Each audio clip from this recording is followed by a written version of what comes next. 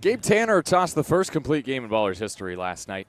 Before him, Noah Milliken had the longest outing in franchise history here in Marysville in late July. Milliken would love to follow up Tanner's complete game with one of his own tonight. Good evening and welcome to Bryant Field in Marysville, California, as the Oakland Ballers visit the Yuba Sutter High Wheelers for the third game of a 6-game series. I'm Devonta Cullen, and you're listening to Oakland Baseball on 860 AM The Answer and on YouTube. It took an incredibly efficient effort from Gabe Tanner for the Ballers to get their first ever complete game win last night. In Oakland's 14-3 victory, Tanner threw just 93 pitches, or just a shade over 10 per inning. The offense backed him up with 3 crooked innings, including a 5-run first in which Tremaine Cobb Jr. homered to begin the game. Cobb is back in the leadoff spot tonight. Here is the starting 9 for Oakland, put together by Aaron Miles in his second year as field manager. Ballers at 66-20 on the season, 4 runs shy of the modern-day Pioneer League record. Tremaine Cobb Jr. is the shortstop leading off. Isai Santos, the right fielder, hits second. Davis Druick, center fielder, bats third. He's on a 6-game hit streak. Christian Almanza, 11-game hit streak, plays first and cleans up. Jake Allgaier, the third baseman, batting seventh. He's on a 6-game heater of his own. Cam Buford, DH, bats sixth. Lou Helmick, left fielder, bats seventh. He went 4 for 5 back on Tuesday with 4 RBI. Dylan Tatum is the catcher, batting eighth. He's on a 5-game hit streak. And Nick Leahy, with Danny Harris out of the lineup, getting a day off, plays second, bats ninth. Leahy back-to-back multi-hit games for him. Ballers will roll with Noah Milliken on the mound. Christian Womble will oppose him. As for the High Wheelers lineup, it's River Orsak, the right fielder, leading off. Cooper Hext is the left fielder, batting second. Hext is 5 for 8 with 7 RBI in the series. Bobby Leday, 5 homers in his last 3 games, plays second and hits third. Cuba Bess is the first baseman cleaning up. Gio Brusa, DH, on a 4-game hit streak, bats fifth. Garrett Pike is the center fielder in the 6th spot. Evan Berkey on a 5-game hit streak, the third baseman back in the lineup for Yuba Sutter, hitting 7th. Mike Campagna, the catcher, bats 8th. And Tyler Young is the shortstop, batting 9th. Ballers will wear their road green uniforms tonight, with Oakland in white across the back and gold numbers, gray pants for Oakland. Ballers across the chest in gold. Bart logo affixed to the right sleeve, and gold numbers at the back of the jerseys with Oakland in white across the back. Ballers, it seems, will go with the green caps with the white bees logo. As for the High Wheelers, they're wearing white. And it's an interesting jersey today. I believe these are sponsored. They have the names on the back. The number is small and in the stomach area on the right side of the jersey. White shirts, white pants, high black socks for some, and a black cap with that yellow High Wheeler logo on the black surface, plus a yellow bill. Christian Womble taking the mound, the starting pitcher for Yuba Sutter. We will talk about Womble a little bit more later. This is his 3rd start against Oakland. 0-1 record for Womble, 9.35 ERA against the Ballers in 8 2/3 innings. He's given up 9 earned runs and given up 6 bombs. And several of those guys that have taken him deep are all in the lineup today. But before we tell you more about Womble, it is time for the playing of the anthem. And so we will mute the YouTube stream and let it play on the radio.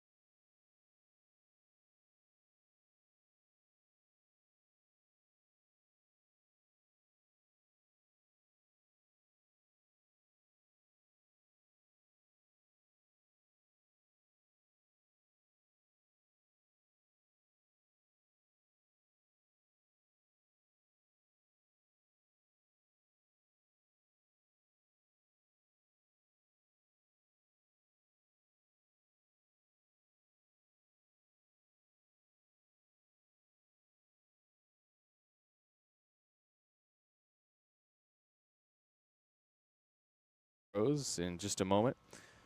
We welcome those of you back on YouTube. Apologies for having to mute for the anthem. It is because we want to avoid any copyright infringement that might be called upon us. And we are, after the colors are removed from the field, ready to begin talking about the pitcher, Christian Womble. Womble Thursday at Glacier in a 6-0 Yuba Sutter loss. Went 5, gave up 6 hits, 5 earned runs, struck out 5. 6-foot, 210-pound righty from Jackson State University in Pittsfield, Massachusetts. More on that later in the wide world of baseball. He has a 6.78 ERA, a 6-3 record, and he has thrown 73 innings. He's second in the team on the team in wins and in innings pitched. This is his 15th start, and he has given up 90 hits in 73 innings, 30 walks to 49 strikeouts. And as I said earlier, Womble has a 9.35 ERA against the Ballers through 2 starts this season, including his shortest start of the year last time out against Oakland on August 7th, in which he went just 2 innings. Womble will be backed up by this defense for the High Wheelers in the outfield from left to right. It's Hext, Pike, and Orsak. The infield from first to third, Bass, Leday, Young, and Berkey. Campagna does the catching for Womble. White shirts, white pants for Yuba Sutter with the black caps and the yellow brim. Ballers going with the green uniforms and gray pants here on the road. And Ballers in gold lettering across the chest. You can see the Bees logo peeking out from behind that jersey on Tremaine Cobb Jr., who will lead this game off as the leadoff hitter, wearing his shirt a few buttons down. We're ready for action on this Thursday night here in Marysville. 90 degrees at first pitch and sunny. It's another hot one, and it will significantly cool off over the course of the night. Tremaine Cobb Jr. led off yesterday's game with a homer, so everyone's on high alert early just in case.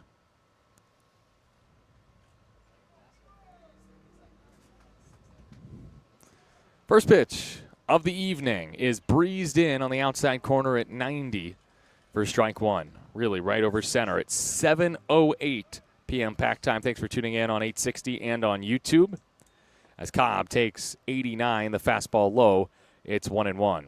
Cobb on the second pitch of yesterday's game went yard.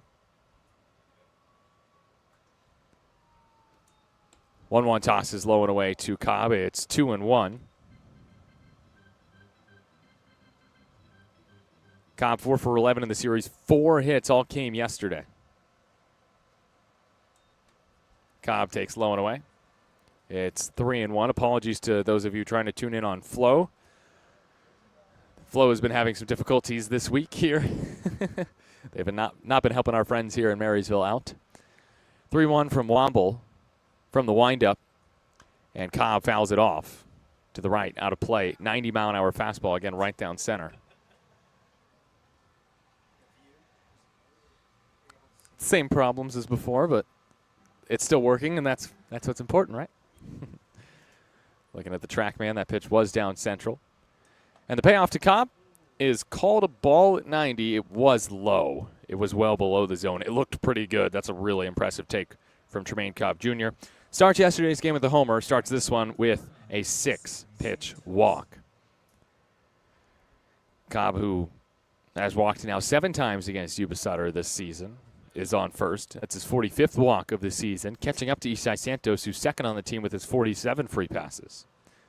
Santos has also been hit 10 times. That's most on the Ballers. First pitch to the lefty, Santos, is a strike at 91. That is on the inner half. At 91 miles an hour, it's 0-1. Cobb, the runner at first base. No score. Top of the first here from Marysville between the Ballers and the High Wheelers. Game 15 between these two this season. Next, Santos takes low and away. Good changeup from Womble. Did not quite get the zone there, and it's 1-1. 85-mile-an-hour changeup there from Womble. Stayed just a bit too low, and Santos did not chase. 2 for 4 with a double yesterday. 3 straight with an extra base hit for Isai. On 1-1, he takes 90 miles an hour low and in. It's 2-1. Santos, after Cobb's homer yesterday on the very next pitch, nearly homered the other way to left field. It's a tough sun right now. 2-1 is next. Santos takes low and in at 87. Good pitch from Womble. It's 3-1. He just missed, did not get the chase from Isai. Hitters count, 3-1 pitch from Womble. Santos takes ball 4, 90 miles an hour, nowhere close, and Womble has walked back-to-back batters to start this game. And for Christian Womble, this is not a usual problem for him, just 30 walks over 73 innings. So the Ballers need to take advantage of this out-of-pocket erraticness from Womble. It was very out of character for the 6-foot-tall righty from Pittsfield, Massachusetts. Next, he'll face Davis Druick, who has hit well in this series, 3 for 9 with 4 RBI and a homer. And Druick's on a 6-game hit streak. 68 games for Druick this season, the 24-year-old from Katy, Texas, and he's hitting .311 with a .443 on base percentage. That's second best on the team. He's walked 50 times. That's most on the squad. 18 doubles, 18 homers for Druick, and he's driven in 66. He bats with Cobb and Santos aboard. No score, top of the first. First pitch from Womble, and Druick takes strike one. 89, just on the outside corner. Excellent pitch from Womble.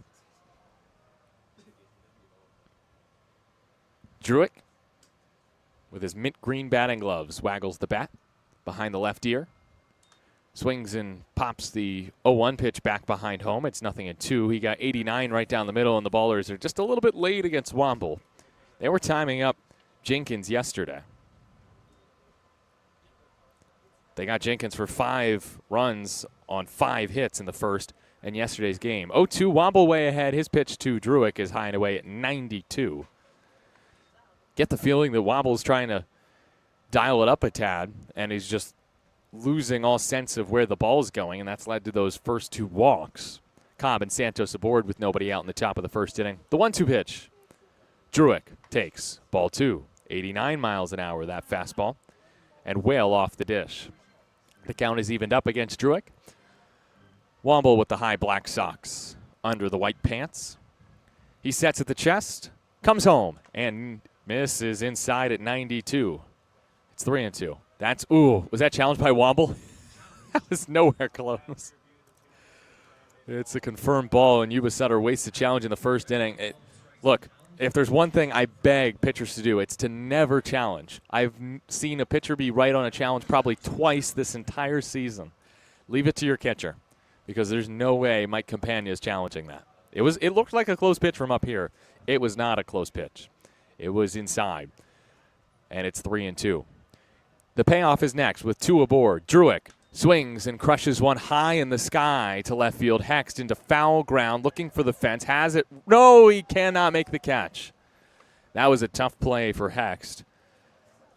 He was battling the sun. He was looking for the fence, and then he also ran into the bullpen in left field, and it's just so hard to make that catch. He never touched the ball, so it won't go down as an error. You don't have to touch the ball for it to be an error, but if it was in and out of the glove, that might be a drop foul ball error. It is 3-2 still on Druick. Last pitch was a fastball. 3-2 this time is also a fastball. 93 low. That's 3 straight walks for Womble, whose miles per hour are looking good. That was up to 93, but the control has left much to be desired. He loses Druick after it was an 0-2 count. That'll bring up Jerome Williams. This is already the second mound visit for Yuba Sutter in the first inning. And the High Wheelers are having deja vu all over again after the Ballers had the first 5 reach in the first before Yuba Sutter recorded an out. Those were on 5 straight hits. The Ballers have loaded them up for Christian Almanza with 3 walks to start this game.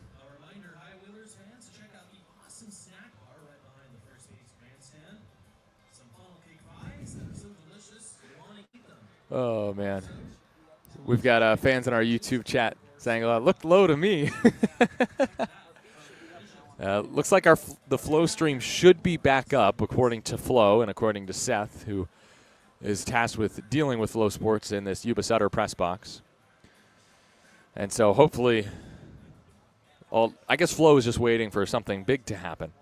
As Christian Almanza comes to the plate, Almanza, with the bases loaded yesterday, had a 2-run single to right center field in a 3-for-5 performance. First pitch from Womble with the bases juiced. And Almanza swings through a fastball at 90. That was middle, and Almanza missed it. 0-1. The runners are Cobb, Santos, and Druick.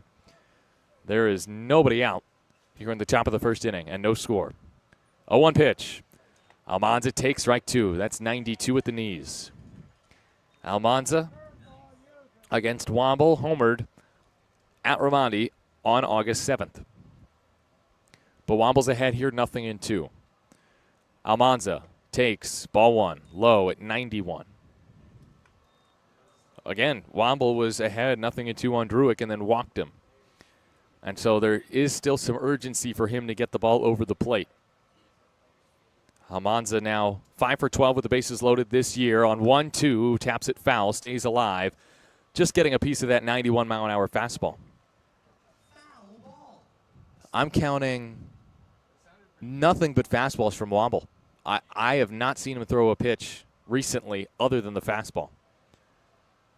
I don't know if he's varying between types of fastballs. 1-2 pitch. Almanza fouls it back. That was 86. That might be the changeup right there. Or even a splitter from Womble. That made its way onto the outer portion, and good job by Almanza to react to 86 right there. A little bit slower than the fastball. Bases full of ballers, no score. Top of the first inning. Almanza on 1-2, strikes out. He chased 92 at his eyeballs. And Jake Allgaier will bat next. Christian Womble with a huge first out. It comes via the K. 1 out in the top of the first inning. Bases full of Oakland ballers. Still no score. And Allgaier has been Oakland's best hitter with runners in scoring position this season. With the bases loaded, he's already 4 for 6. The first pitch from Womble to the switch-hitting lefty Allgaier. Swung on and missed. 92 at the top of the zone. The velo is great for Womble, and now he's starting to get more control. He also was helped out by Almanza, who chased a ball and struck out for the first out of the inning. Allgaier, 6-game hit streak, did not play yesterday. 0-1. Allgaier swings and misses late at 92.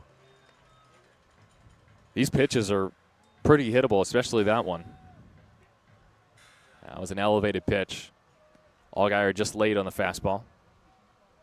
Again, all Womble has thrown to this point are fastballs with maybe a splitter mixed in. Cobb, Santos, and Druick, the runners. Womble looking to strike out back-to-back ballers with the bases loaded to get this second out of the inning. 0-2 pitch, Allgaier swings and pops it up. Left field, Hext on the run and trips. Ooh, that looked ugly. I hope he's okay. He did not have a play there. I think he tripped over the mound, the bullpen mound. He's had some real trouble with trying to maneuver around that bullpen and left. And Allgaier stays alive. That infield bullpen can be so treacherous.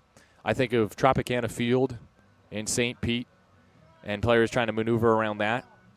Anytime there's an on-field bullpen, I feel like it just causes trouble. I'm personally not a fan of them. That was 92. That was right down the middle, and Allgaier was late. Will Womble come home again with another fastball? Yes, 92 low, 1-2. Will he deviate? That's the word I was looking for. Will he deviate from the fastball against Allgaier after Allgaier has shown time and time again that he does not have the timing down on the fastball? He's standing at the very back of the box from the left side with the bases loaded and 1 out in the top of the first inning. No score. Womble comes home. Allgaier drills it right field. It's deep. Orsak at the wall, leaps, can't corral it. 1 run will score. Santos late breaking, but will get the wave. The throw into the cutoff man, Leday. He will not throw home. It's a long 2-run single for Jake Allgaier. 5 for 7 with the bases loaded so far as a baller. His 21st and 22nd RBI of the season puts Oakland ahead 2-0 in the first. Finally, Allgaier is able to time him up. That was just a middle-in fastball, and Allgaier turned and burned. 2-run single over the head of Orsak. Druick to second. Cobb and Santos score. And it brings up Cam Buford. That was 323 feet. First to Cam. Right over the middle at 92. 0-1.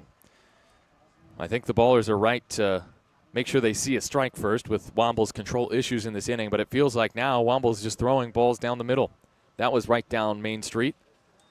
And this one is finally a breaking ball, swung on and missed. It's 0-2. It's the first slider I've seen from Womble. First and second for Oakland, 2-0 ballers with 1 out in the top of the first inning. 0-2, Womble set at the chest, comes home. And Buford takes the breaking ball outside. I don't know if that is a breaking ball, that's not doing what it's supposed to do. That actually had some run to it instead of cut. 1-2, Womble comes home. Buford takes a called third strike on the outside corner. That was just a hair off the plate. That's a perfect pitch from Womble, one Buford should have swung at. It is ever so slightly a missed call from Bill Shortridge behind the plate, but you got to credit Womble there, who freezes Buford looking, and now it's Lou Helmick. 2-0 ballers. Top of the first inning, 2 outs. Runners are Druick and Allgaier at first and second. Train going by and left. First pitch to Lou Helmick is swung on and missed. It's 0-1. That was 92 at the top of the zone, and Lou was late. 3 walks, 2 strikeouts, and a 2-run single in the inning against Womble. Train horn blows before the 0-1 pitch. Womble set at the chest. Looks towards second at Druick. Comes home. And Helmick drills one through the right side base hit. This should score Druick. The throw from Orsak is not cut off. Druick slides in well ahead of the throw. It's a 2-out RBI knock for Lou Helmick, who has driven in 5 runs in 6 at-bats in the series. A 2-out ripped single through the right side at 101 off the bat. He got what looked to be a changeup down but in the zone. And Allgaier can only advance to second. RBI knock for Helmick after the 2-run single from Allgaier. Oakland with another crooked inning in the first on back-to-back nights against the Highwheelers. Here is Dylan Tatum, who is, I believe, taken Womble deep before. Yes. And Tatum drills the first pitch he sees in a left center field for a base hit. Allgaier gets the wave. Helmick stops at second. He's safe there. Allgaier touches home. RBI singles on back-to-back pitches by Helmick and Tatum. And Oakland leads 4-0 in the first. It truly is deja vu all over again here in Marysville. And ironically, it was Helmick and Tatum who went back-to-back with home runs the first time they faced Womble here in Marysville. Now it's Helmick and Tatum who go back-to-back with RBI singles here in the first to bring up the 9-hitter Nick Leahy, who swings at the first pitch and misses the high changeup. It's 0-1. Train still moseying by and left behind the Aller tree. Or I should say the Baller tree. 0-1. Outside for a strike, 89. 0-2. As Joe Horton was smart enough to frame a picture where he had the Ballers B in the place of the D in Dollar Tree. The D in Dollar Tree is missing its green plastic covering, and that's why it looks like Aller Tree right now and out and left. And Leahy swings and misses at a good breaking ball on the outside corner from Womble, who strikes out the side in the first inning. However, he walks the first 3, and he gives up 4 earned runs on just 3 hits in the frame, and he strands a pair of Ballers. We go to the bottom of the first inning, 4-0 Oakland over Yuba Sutter on 860 AM The Answer.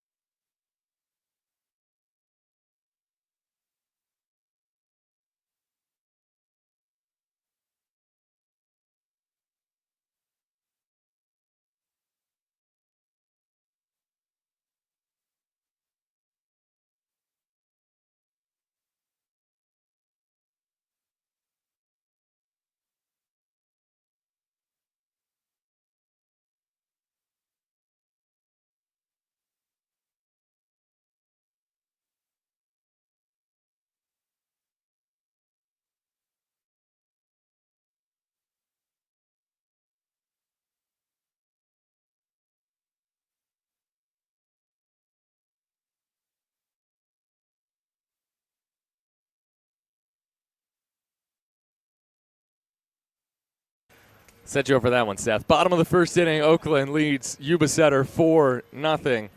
Here, again, is the lineup for the Heinwheelers. Orsak, Hext, Leday, Best, Brusa, Pike, Berkey, Campagna, Young to face the Oakland righty. He loves lactose. It's Noah Milliken, the milkman. I've heard this is almond country out here in Marysville, but the milkman's here to deliver. And did he ever deliver on Friday against Boise? The Pioneer League leader among starters in ERA with a 2.47 ERA lowered it with 7 scoreless, 3 hits allowed over his 7 innings, and struck out 12. Just was that? Oh yeah, tied for his career high. Milliken, 2.47 ERA, 5-1 record. 12 starts, 73 innings, 58 hits, 9 walks, 84 strikeouts. That leads the team as well as his 2.47 ERA. Milliken faces Orsak to start the bottom of the first. First pitch, Orsak takes a called strike on the outside corner. Milliken just locates the fastball at the bottom of the zone. It's 0-1. River Orsak, his fiance in attendance tonight, as it was just announced on the field. That's outside for a ball, 1-1.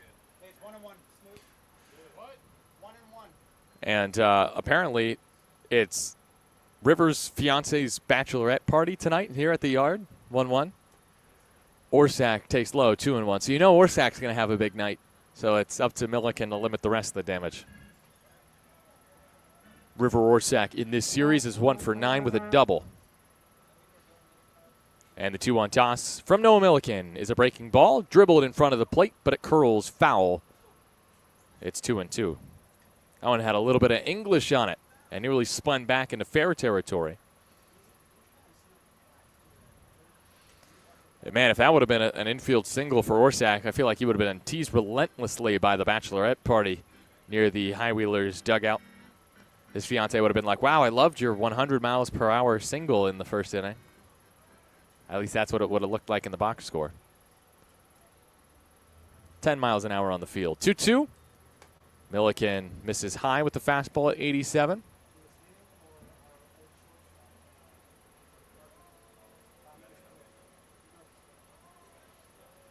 (3-2) is next to the righty Orsak. Milliken fires.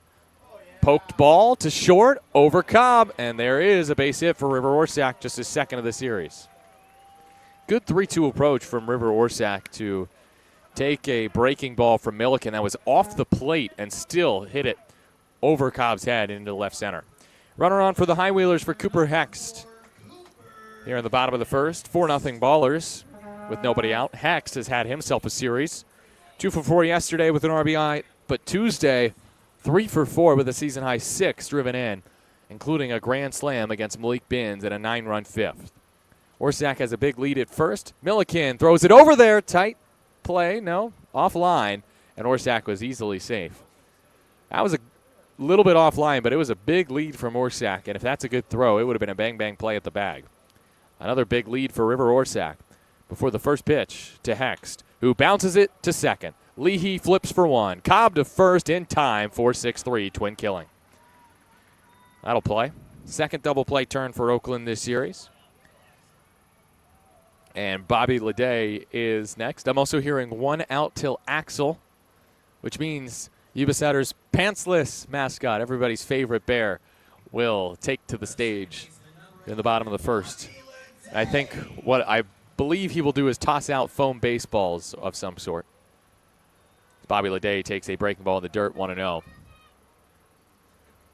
4-0 Ballers with 2 outs, and the base is empty in the bottom of the first inning. Defense, by the way, for Oakland in the outfield, left to right, Helmick, Druick, and Santos. Infield from third to first, Allgaier, Cobb, Leahy, Almanza. Tatum, the catcher, catches strike one as Leday swings and misses at the sinker down and in. I got to refresh my memory of Milliken's pitch mix. Don't know why I can't think of it. 1-1, soft grounder towards second. Tough play for Leahy. He gets there, throw to first. Leday is safe. It's an infield hit. Leahy left something to be desired with the way he fielded that ball. He did not charge it. Leday ran it out. And you love the effort from Bobby Leday, who extends his hit streak to 4 with that infield hit. It also allows Cuba Best to bat in this first inning. Best, quiet series, 1 for 8. However, he's the team leader in RBI with 94 and homers with 26. Standing in from the left side, high black socks, wearing number 34 on his back. Waits for the first pitch from Noah Milliken, who wears number 30. First pitch, swing and a miss. Nope, foul ball at the plate. 0-1. Best accidentally kicks the ball. He didn't realize it had popped out of the mitt of Tatum. 90-mile-an-hour fastball high and away from Milliken. A good pitch to open up the at-bat against Bess. 0-1 count. Leday gets his lead. Third in the league in stolen bases with 37. He stays put, and Bess fouls another one off. 90-mile-an-hour fastball right down center. It's 0-2. The D is officially lit in the now this is the only time of day where it's Dollar Tree, because you can see that the D is lit, and the rest of the sign is not really lit, or you can't tell it's lit up yet because it's still bright out. Soon it will be just the first letter, and then Dollar Tree will be blank. Pitch outside, it's 1-2. 91-mile-an-hour heater as Milliken turns it up a tad, but misses the zone. It's 1-2 on Bass.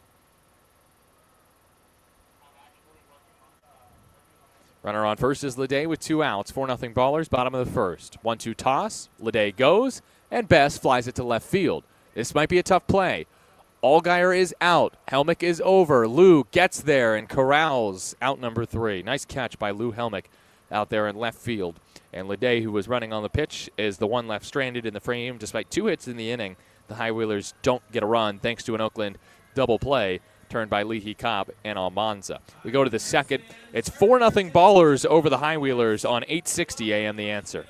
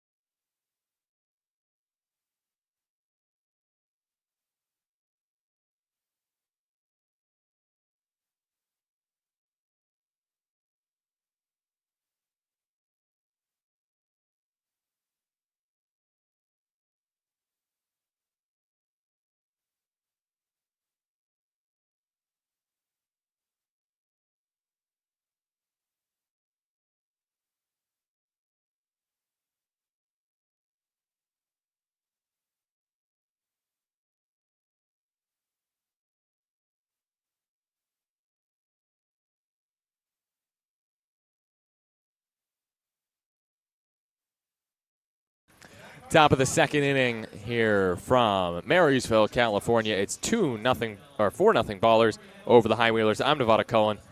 And until Flo gets its act together, we're going to be doing this on Natural for you here on 860 AM The Answer and on YouTube.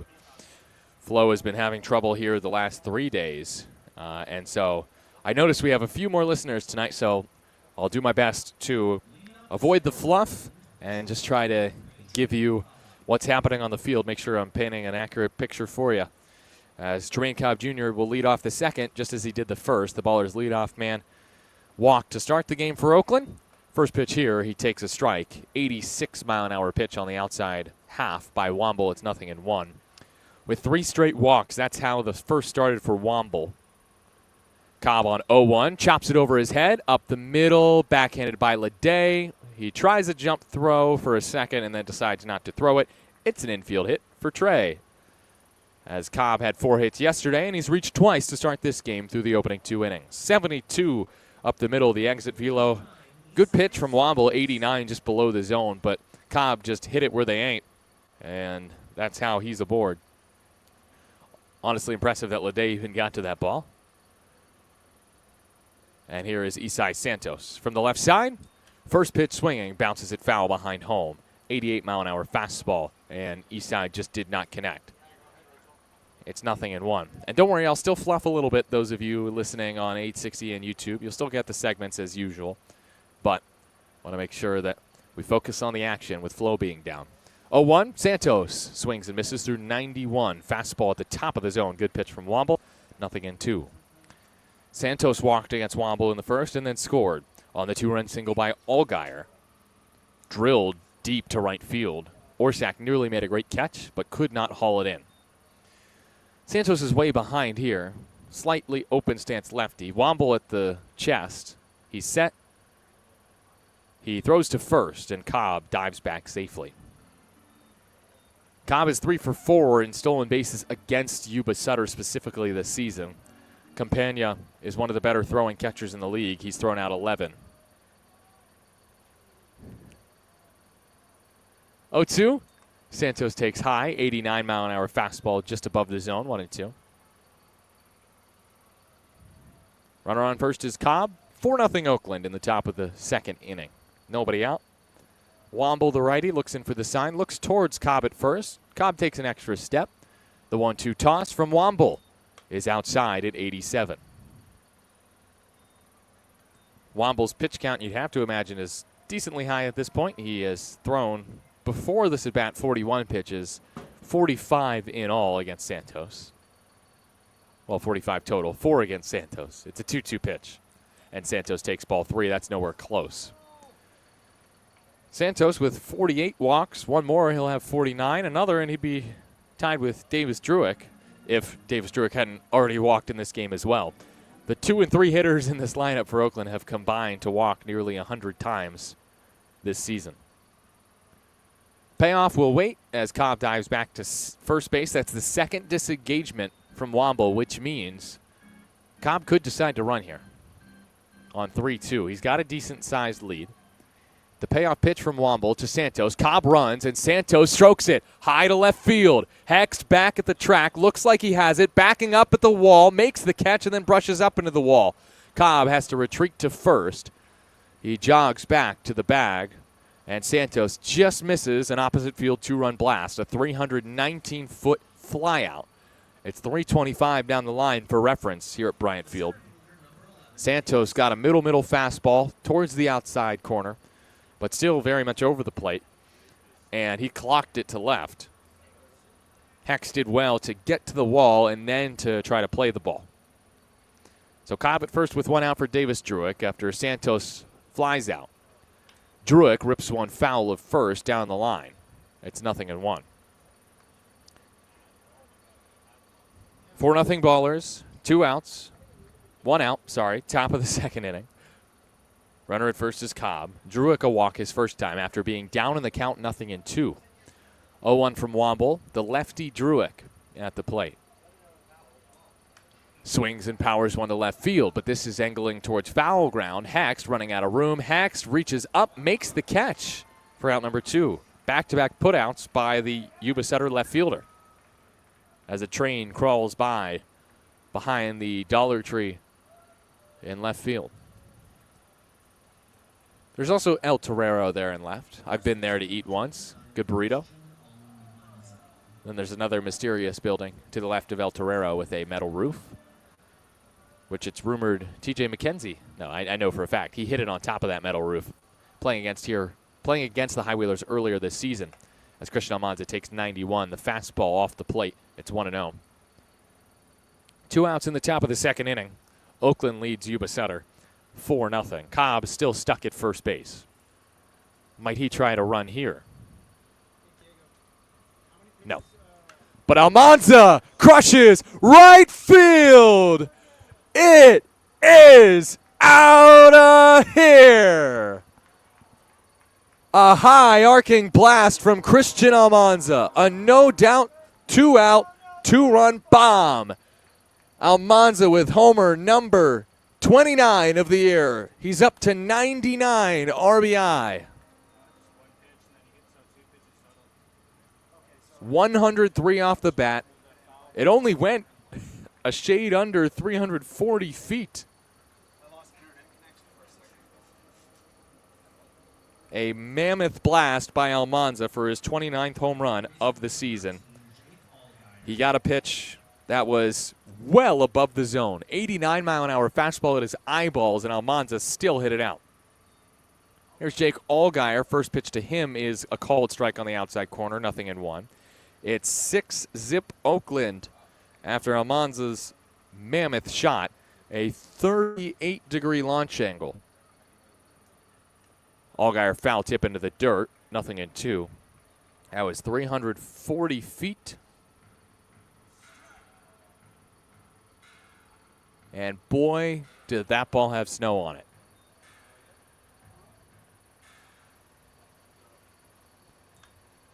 Allgaier shoots one foul off to the left, still nothing in two.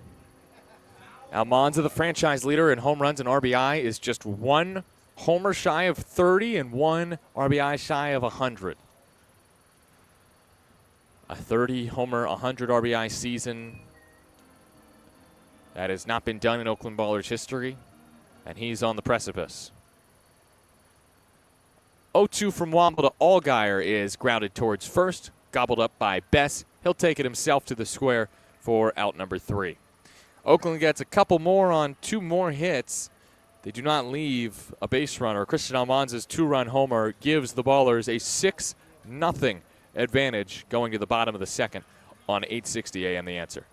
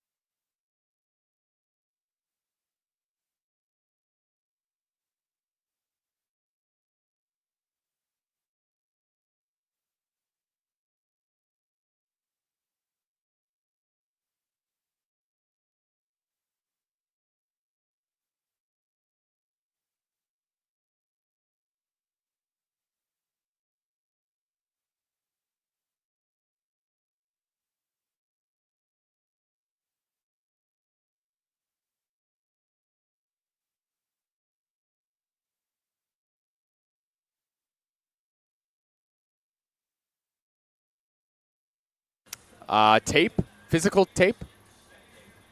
If Smoot doesn't have it, then I probably do. It's a 6-0 lead for the Ballers here in the bottom of the second inning. Christian Almanza with the solo shot in the top of the second. And Noah Milliken has plenty of run support here in the bottom of the second inning. A 6-0 Ballers lead. He'll face Gio Brusa to start the frame. Today is August 27th, 2025. But what happened this day in Oakland baseball history? Well, the Ballers won their 5th straight game again. A 9-4 win over the Idaho Falls Chuckers.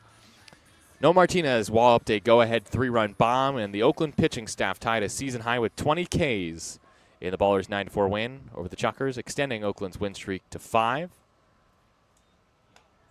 There's a called strike to begin Bruce's at-bat on the outside corner from Milliken at 88. Caught the top of the zone as well, 0-1. Ballers had 4 5-game win streaks last year, starting from the last day of July, extending through August. 1-1 now as that misses outside on Brusa. Yeah, the Ballers, basically, you could just put it this way. They had 4 5-game win streaks in the month of August last year. 1-1. Brusa takes outside. It's 2-1. Oakland this year in August is 19-4. They went 21-6 in August last year. It's just a good month for them. 2-1 to the big lefty Brusa. And he crushes one high to left field. Helmick is back, angling at the track. He's shy of the track. He makes the catch for out number 1. It's just a loud, long flyout for Brusa, and it brings up Garrett Pike.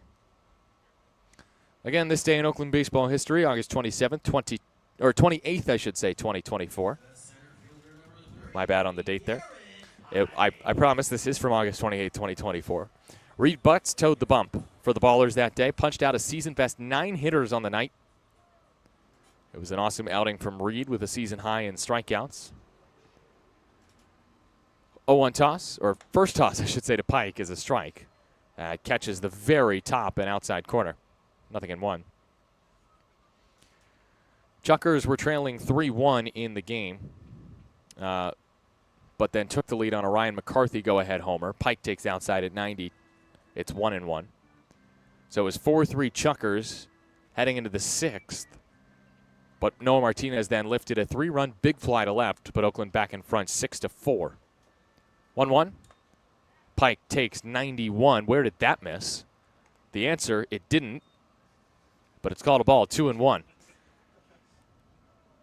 Former Chucker Brett Barrera also featured in that game a year ago today, this day in Oakland Ballers history.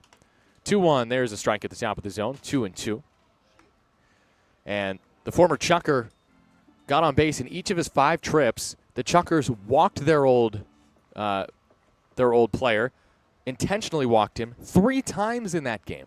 2-2. Pike ropes one, right field, foul. Down the line and just out in front. And then I mentioned the 20 strikeouts for the pitching staff. Connor Richardson, Christian Cosby, and Carson Lambert accounted for 11 of the team's 20 strikeouts after Reed Butts had 9. Lambert had 2 hitless frames in the 8th and the 9th. There's a ball driven out to center field. Druick over to left center field.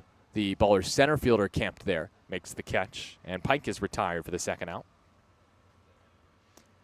So yeah, that's this day in Oakland baseball history. It's a good month, August, for the Oakland Ballers.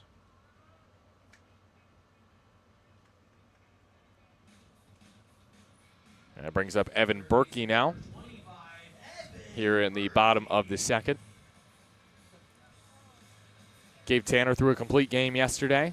This was the guy he was a little bit worried about, Evan Berkey. But Berkey was out of the lineup. Gabe Tanner was saying he had a game plan for him, but I think Berkey just tried to call time right there before the first pitch from Milliken. And he'll take a strike on the outside corner. 91 on the edge. Perfect pitch from Milliken, that fastball. Pretty sure it's 4-seam sinker, change, and breaking ball for Milliken. And he throws the breaking ball there, and it's devastating. Berkey falls out of the batter's box swinging. It's 0-2. Milliken a pitch away from a perfect bottom of the second.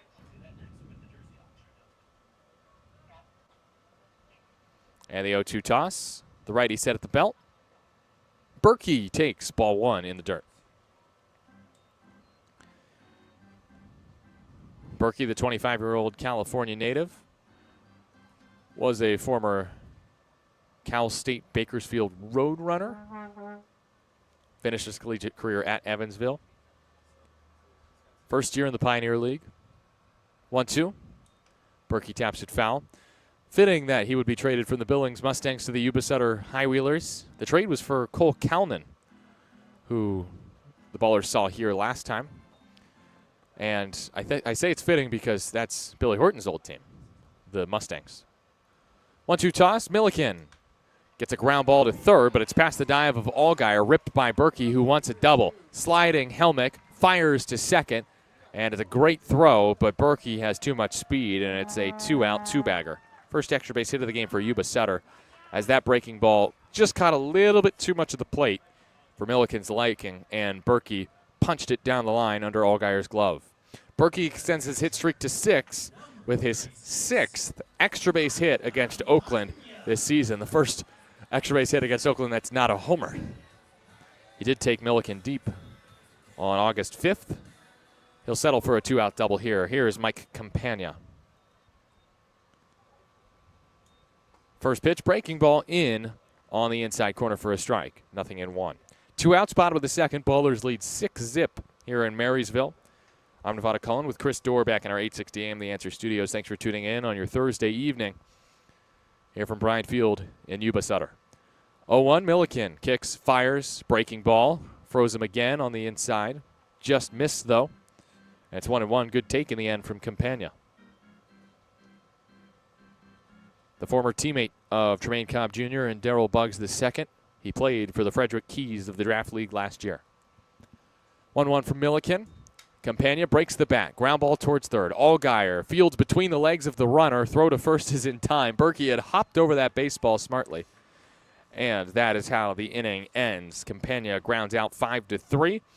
No runs on 1 hit, no errors. Berkey, after his 2-out double, is left stranded. We go to the third. It's 6-0 Oakland over Yuba Sutter on 860 AM The Answer.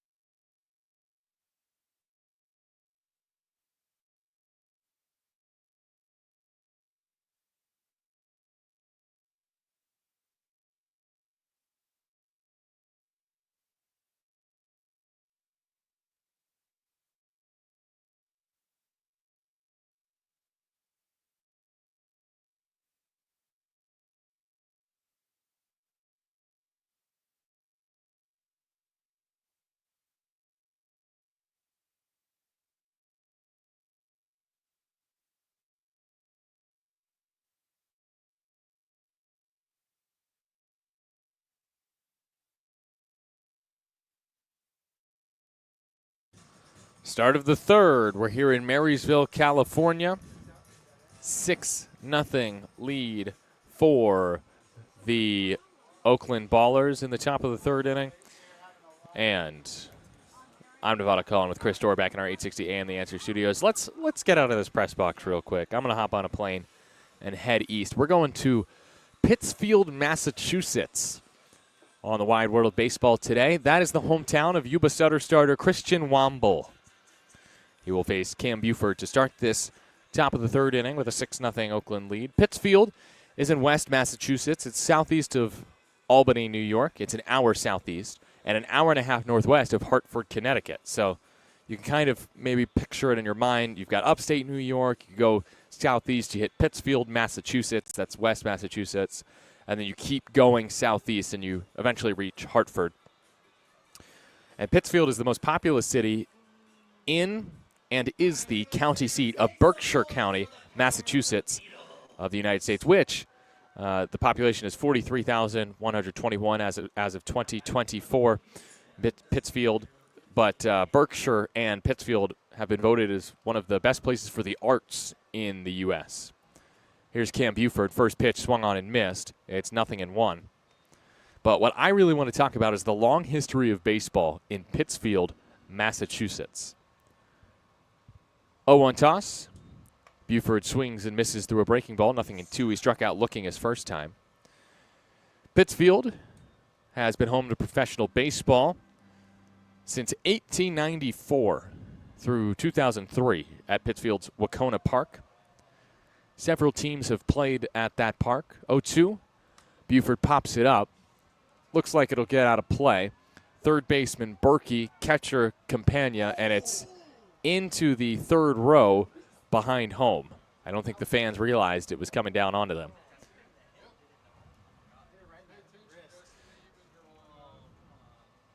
Did that hit someone y'all know?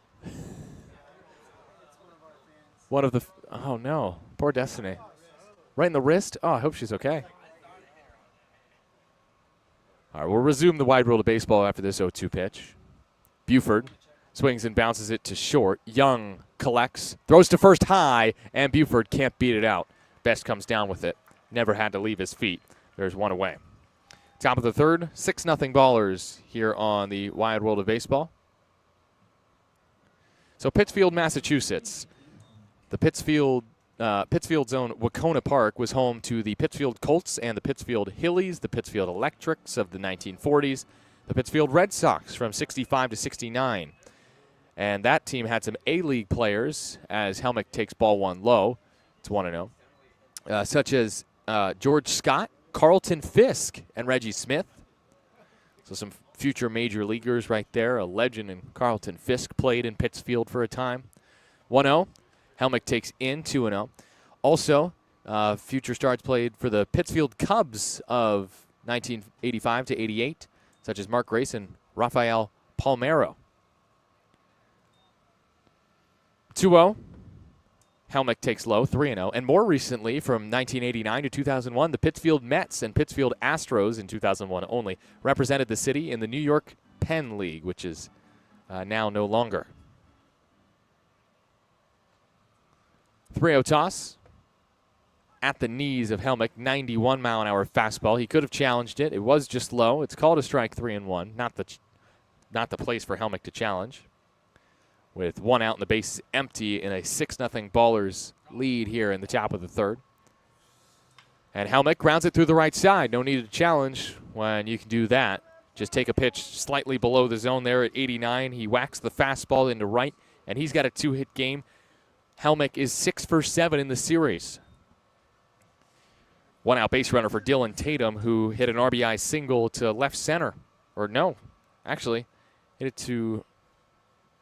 You know what? No, I'm sticking with my thing there. Yeah, left center field. His first time up. That was on the first pitch. First pitch here from Womble to Tatum. Outside, called a ball at 88. That was on the corner. Another missed call from Bill Shortridge. So the long history of baseball extends before this era of pro baseball, starting in 1894 in Pittsfield, Massachusetts. 1-0 to Tatum, sweeps outside 2-0.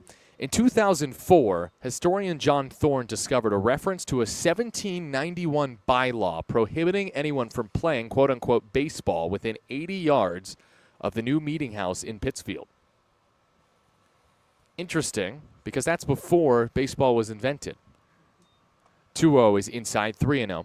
If authentic and if actually referring to a recognizable version of the modern game, the 1791 document would be, as of 2004, the earliest known reference to the game of baseball in America.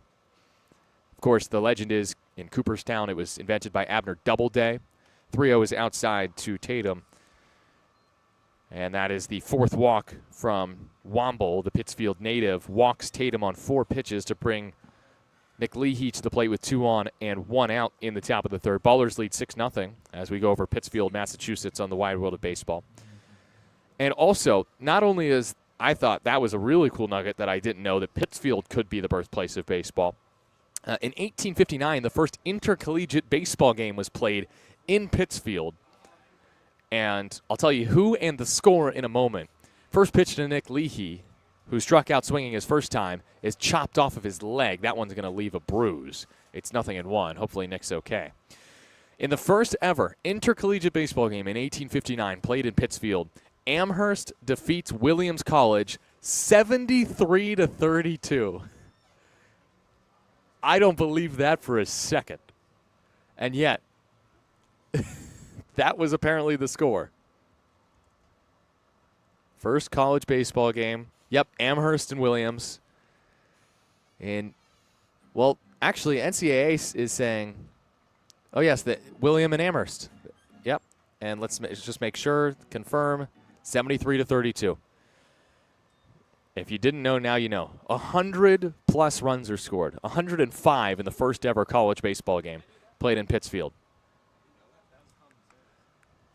Leahy fouls one off the cap of the bat. It's 0-2. And also Ulysses Frank Grant. Not that Ulysses Grant. Ulysses Frank Grant, born August 1st, 1865, in Pittsfield, was an African-American baseball player in the 19th century who played in the International League and for various independent teams. So there's a little bit of everything when it comes to baseball history in Pittsfield, the hometown of Yuba Sutter's Christian Womble. Womble's 0-2 is on the outside corner to Leahy. Beautiful breaking ball, and Leahy strikes out looking against Womble. It's his second K facing Womble, who's up to 4 punch-outs. Turns the lineup over to Tremaine Cobb Jr. here in the top of the third inning. 2 outs and 2 on for Oakland. It's not exactly been a quick baseball game here in the top of the third with 2 outs. It's 6-0 Oakland, and we are almost an hour in. It is 8 o'clock, pack time. Cobb, first pitch swinging, swings through 91. It's 0-1. Good fastball there from Womble. A lot of life to it. 2 outs and 2 on. The runners are Helmick and Tatum, who have been on base all 4 times, the 2 of them. So has Cobb, who takes the 0-1 low and away at 84. It's 1-1. Womble has thrown 73 pitches here through 3 innings. This is going to be another game, it seems, where the Yuba Sutter starter is not going to be able to pitch pretty far into the ball game, as Kyle pops it foul out of play behind home. Watch out, Destiny. Please don't get hit. That's onto the concourse. It's 1-2 now on Cobb. Now, I will say Jonah Jenkins was able to get 6 innings in for his team yesterday in the 14-3 loss. That actually saved the bullpen. So if Billy Horton wanted to go to the pen in the 4th, he could afford to do so. He has the arms available. 1-2 is next. Womble to the righty Cobb, and Cobb fouls it off just in front of the Yuba Sutter dugout and then back into the field of play off the bricks. That was 90 miles an hour on the inside corner, and Cobb was late. Walking a single, 2 runs scored for Cobb. Drove in a pair yesterday with an RBI single and a homer. 1-2. Cobb tried to check his swing. He did not, according to first base umpire Jim Richens. I don't know about that one, but hey, Richens has blown a few calls in this series already, so I wouldn't put it past him. No runs on, 1 hit, no errors, 2 left here in the top of the 3rd inning.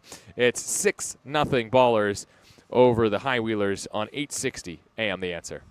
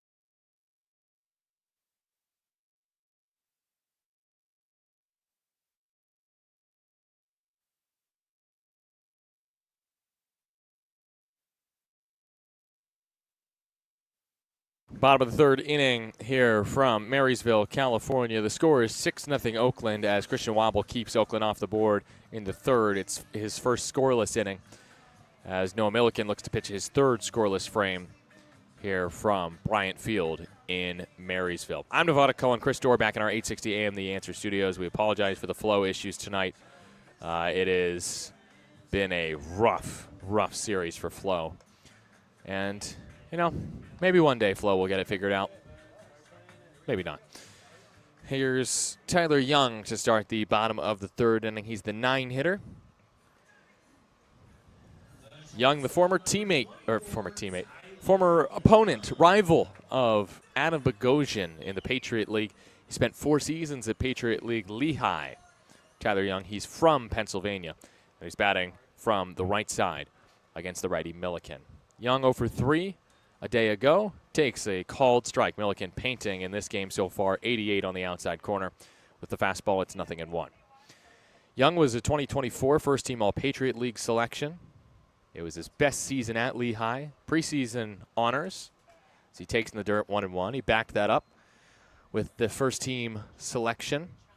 He played and started all 48 games for the Lehigh Mountain Hawks and slashed .307, .371, .413, 14 doubles, a triple, and a homer, 29 RBI, 13 stolen bases.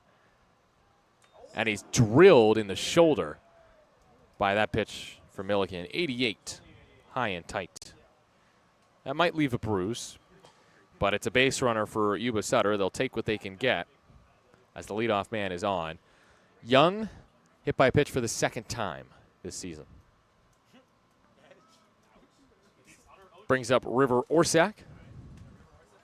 Dylan Tatum talking with Bill Shortridge. I'm not sure what about the Ballers catcher with the home plate umpire. Jim Richens down at first. Robert McGee apparently is the 3rd base umpire, although it didn't look like Robert McGee to me. River Orsak is next. Bachelorette party ready to cheer him on. Looks like there's a fan talking to the bachelorette party. I don't know if he knows them or he's just mansplaining baseball. But either way, it's the bottom of the third, and there's a runner on first for Orsak, whose fiance is in, I think, the second or third row behind home next to the Yuba Sutter dugout on the first base side.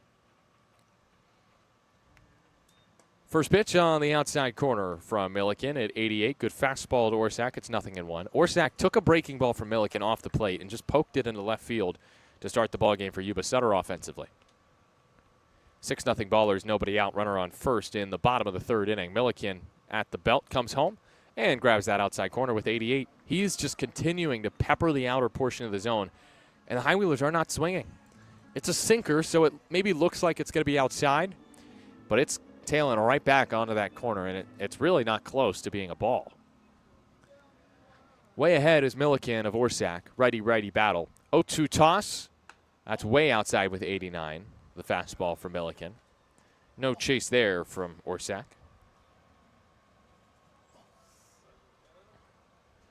Ballers up 6-0. Here in this third game of the series on this Thursday. 1-2 for Milliken. Breaks low. The fastball at 89. It's 2-2. Ballers at 66-20. Are 4 wins away from setting a modern era Pioneer League wins record. 69 is the current record set by Missoula. 2-2 toss. Orsak, the righty, swings and misses through the breaking ball. A knee-buckling pitch from Milliken for his first K. Usually the strikeouts are much higher for Milliken, and that front door breaking ball caused Orsak to look silly. I'm sure his fiance still loves him. Would you still love me if I were a worm? Would you still love me if I struck out swinging? That's the male equivalent right there. Cooper Hex grounded into a double play last time, 4-6-3. He hits from the left side against the righty Milliken and takes the first pitch low. Want to know, Hex had only hit into 2 double plays coming into last at bat. Lefty batter, Hex, still 5 for 9 in the series, a scorching bat against Oakland. 1-0 from Milliken. Hex takes high and away, the fastball at 88. So he's quickly ahead, 2-0, Hext. Ironic that not only did he attend McNeese State with former ballers like Brad Burkell, his dad, Brad, also attended McNeese. His dad is not Brad Burkell. 2-0 changeup in at the top of the zone for a strike, 2-1. Usually changeups that are elevated are bad pitches, but for Milliken, it just seems to work. He seems to freeze hitters with that. He doesn't throw it that often, and I think that helps. Young at first, 2-1 toss. Hext battles it away, foul off to the left, 90-mile-an-hour fastball outside. Hext shook his head like he was in disbelief to say, man, that looked like it was going to be right over the middle. 2-2 count. Hext readjusts the helmet. Milliken set to the belt. He's ready. He goes, and Hext looks at ball 3. Changeup off the plate. Good hold there from Hext. Payoff pitch is next. Does that send Young in motion from first? The payoff.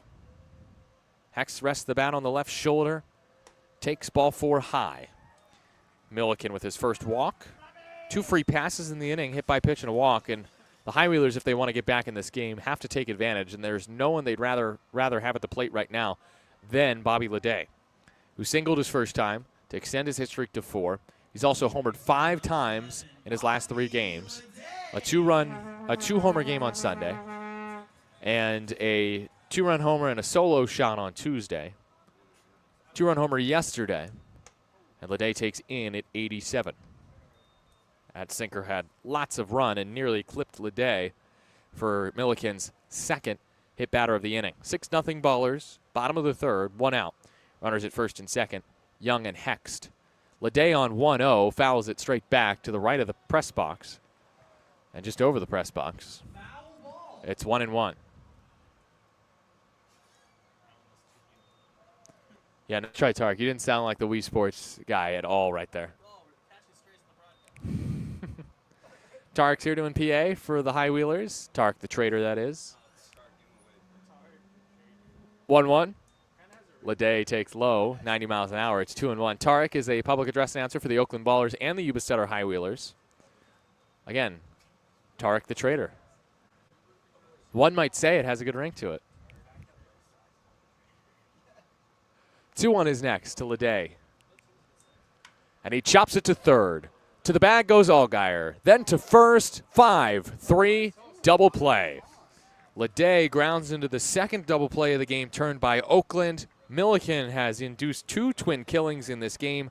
No runs, no hits, no errors, and 1 left for Yuba Sutter here in the bottom of the third. Next play by Allgaier on that ground ball to third base. We go to the fourth. It's 6-0 Oakland on 860 AM The Answer.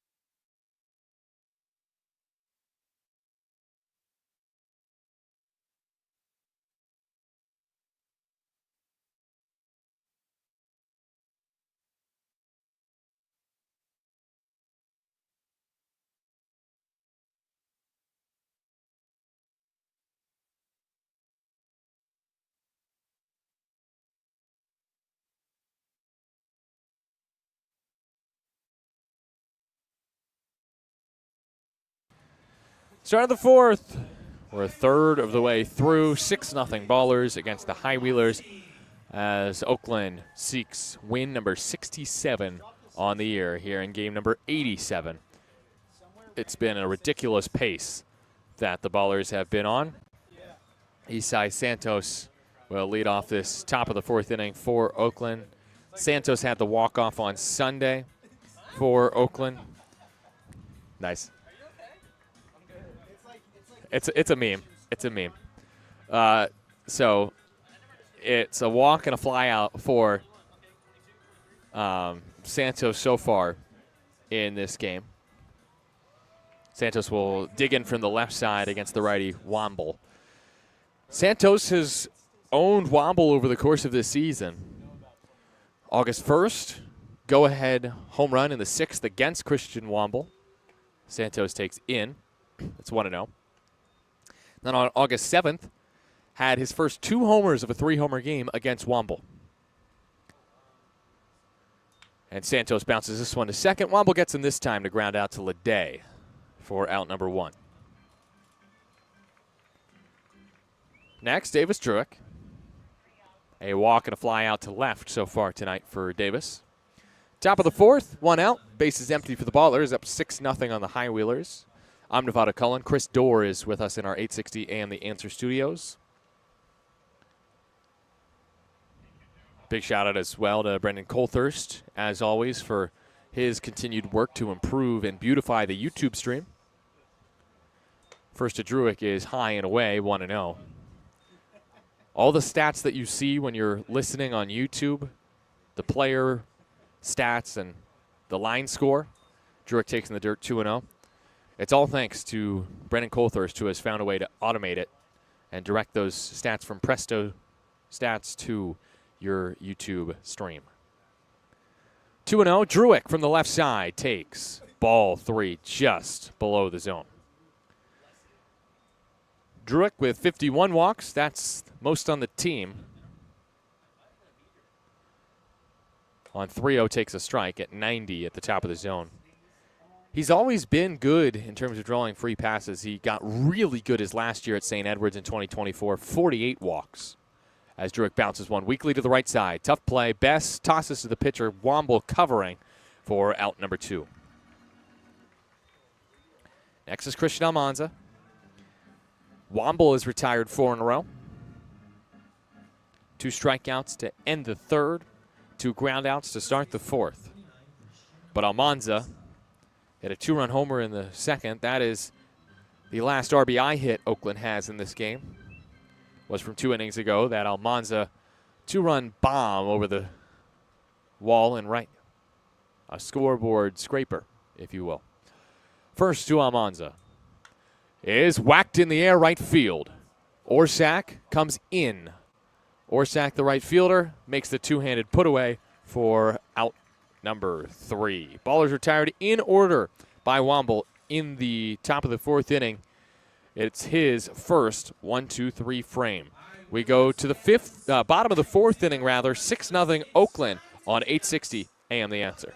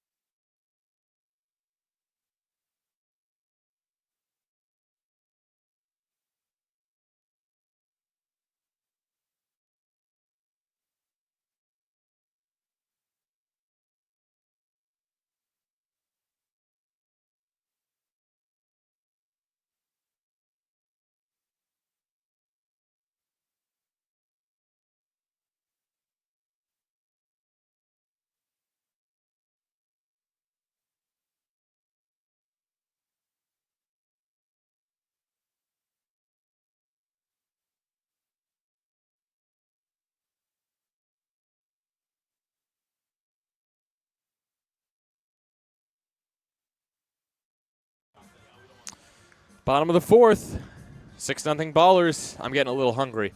I'm Nevada Cullen. I like food. It's time for Nevada's Culinary Curiosities here from Marysville. And today I finally diverged from my usual go-to spot of Fernando's Cali Kitchen in Yuba City. Instead, I went to Kebab and Euro Hub because I was craving some Mediterranean food. And now I was just obsessed with the options for this place. And I will read them for you. Kebab and Euro Hub. I'll cut right to the chase. I had a Euro wrap. I mean, like, it's just good. You just can't get much better than a Euro wrap, in my opinion. It's one of the best Greek dishes out there. And it was gas. Euro meat on a pita, lettuce, tomato, good crisp lettuce too, and a nice sauce on it. I'm going to look it up real quick as Cuba Bass stands in from the left side and takes ball 1 outside. The fastball missed at 90. It's 1-0. 6-0 Ballers here in the bottom of the 4th inning over the High Wheelers on Nevada's Culinary Curiosities. I'm talking about Kebab and Euro Hub in Yuba City. Next pitch is a changeup off the plate. 2-0 on Cuba Bass, who flew out to left his first time. So I had it was just called the wrap. It was a Euro wrap, loaded with lettuce, onions, tomatoes, and pickles. That was a nice touch. 2-0 is high and away, 3-0. And drizzled with garlic and Brazilian sauce. I was expecting tzatziki. I did not get tzatziki, but honestly what I got, I really liked the Brazilian sauce with the garlic sauce. 3-0 to Bess. That's grooved over center, 3-1. And it was a really good Euro wrap. I mean, this was just good food. It filled me up. Excellent lunch. 3-1. Swung on a miss, 3-2. Does it scran? Of course it does. It was delicious. And, yeah, I would recommend Kebab and Euro Hub.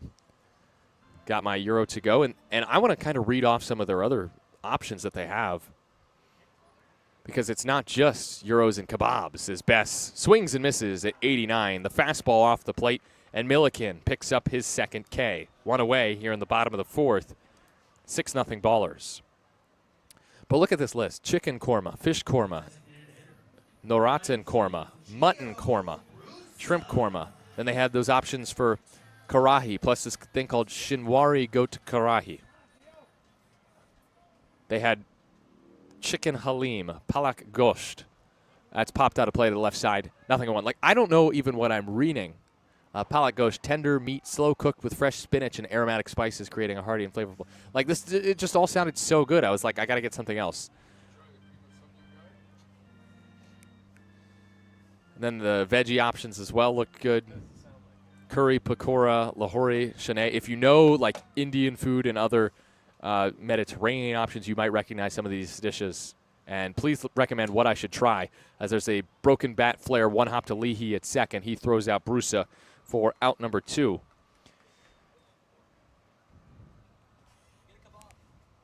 Get a kebab? Okay.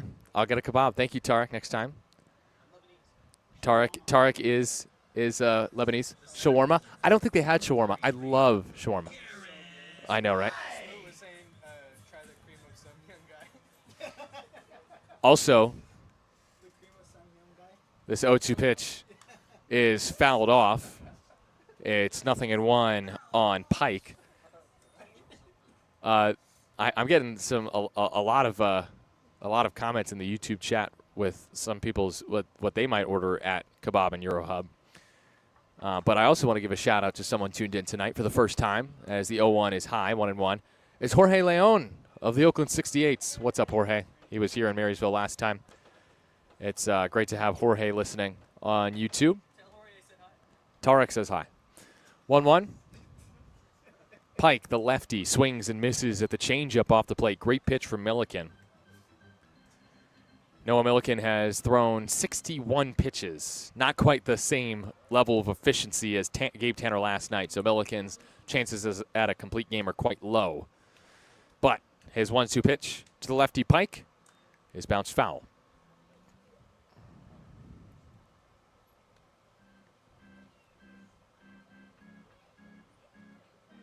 Oh, apparently Axel, I'm hearing from the YouTube chat, got his job as the mascot for the High Wheelers because of nepotism, because his dad works at Cal. That's news to me. From the YouTube chat, Aaron told me. 1-2 again to Pike, low and in, 2-2.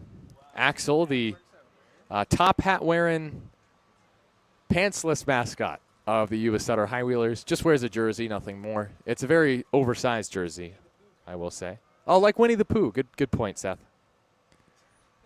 2-2. Outside corner, frozen. Slow like honey onto the outside corner. And Garrett Pike is punched out looking to end the 4th inning. It's a 1-2-3, bottom of the 4th inning for the High Wheelers against Noah Milliken. We go to the 5th. Oakland up 6-0 on 860 AM The Answer.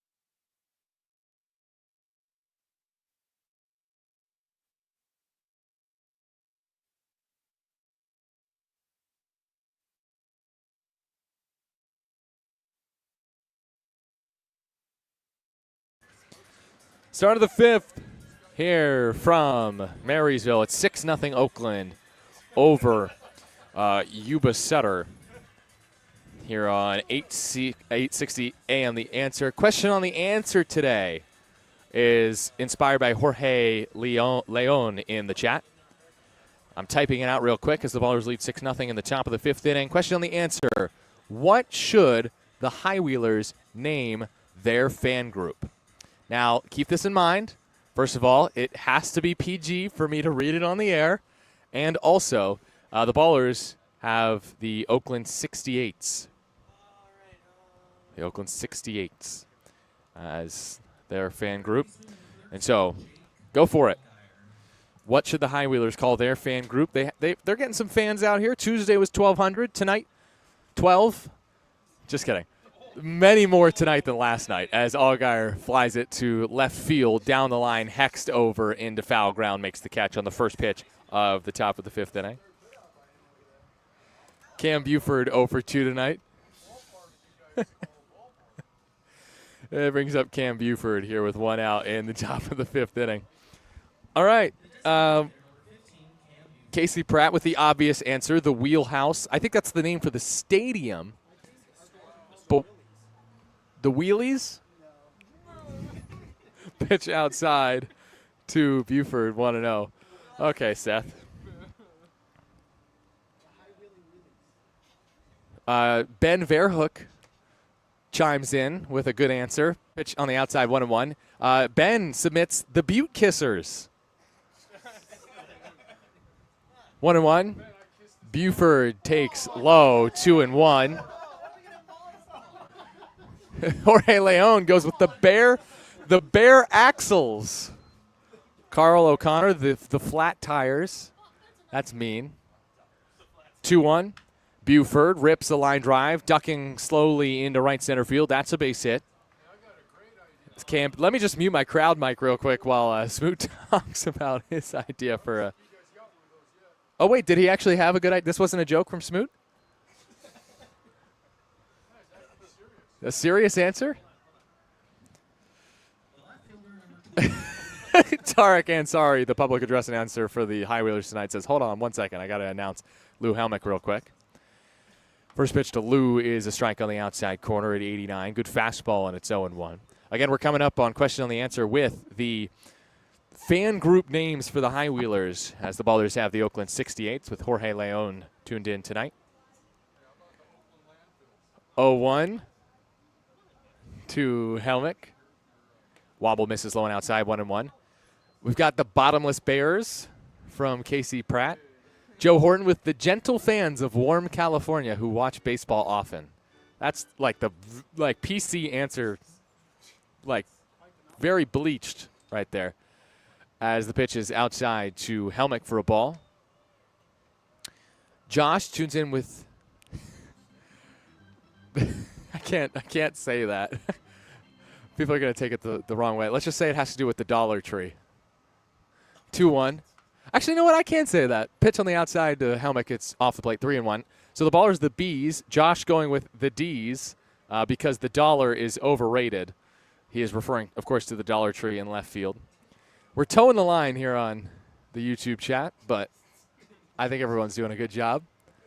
3-1, a throw to first. Buford is just safe. Ooh, Aaron Blaylock goes with the pedal pushers. Okay. Don with There's Something About Marysville. Nice. Ice cold, the belt to Buttes. Helmick takes outside on 3-1. 90-mile-an-hour fastball just misses, and it's the 5th walk from Womble. 2 on for the Ballers with 1 out in the top of the 5th inning. 6-0 Oakland. That brings up Dylan Tatum. You guys are good with this. Ooh, I like this one from Ice Cold Kenny. YOLO no mo. They are the YOLO High Wheelers no more.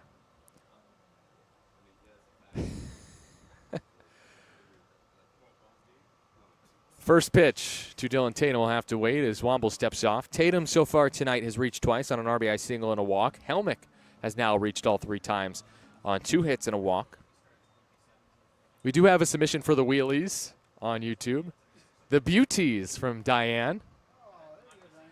Tatum stares at a pitch just off the plate. It's 1-0. That was just low on the breaking ball. Casey Pratt says Baller Tree. That's not a good name.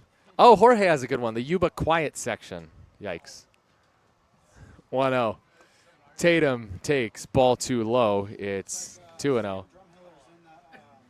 Sam Drumheller warming for the High Wheelers.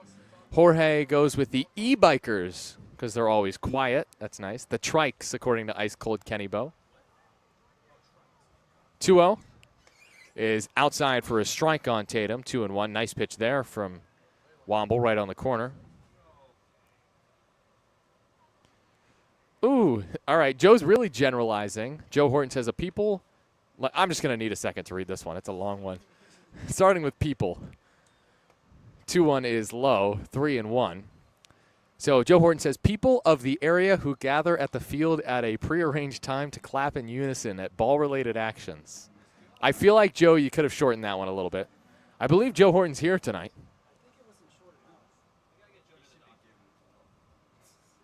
Tatum on 3-1 takes ball 4 south of the zone. That is the 6th walk by Womble. And the bases are full of ballers with Nick Leahy coming up. Do you go to the pen here? Womble's thrown 96 pitches. The bases are loaded for Leahy. Leahy's a righty, so you don't really want to bring in the lefty to face him. But at this point, you have to imagine Drumheller is going to have a little bit of a better time finding the zone. The ballers with the bases loaded for the second time today, with Nick Leahy at the dish.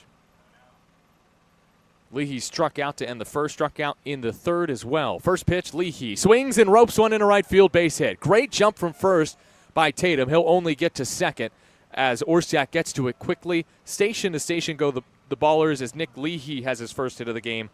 A little RBI knock into right field to make it 7-0.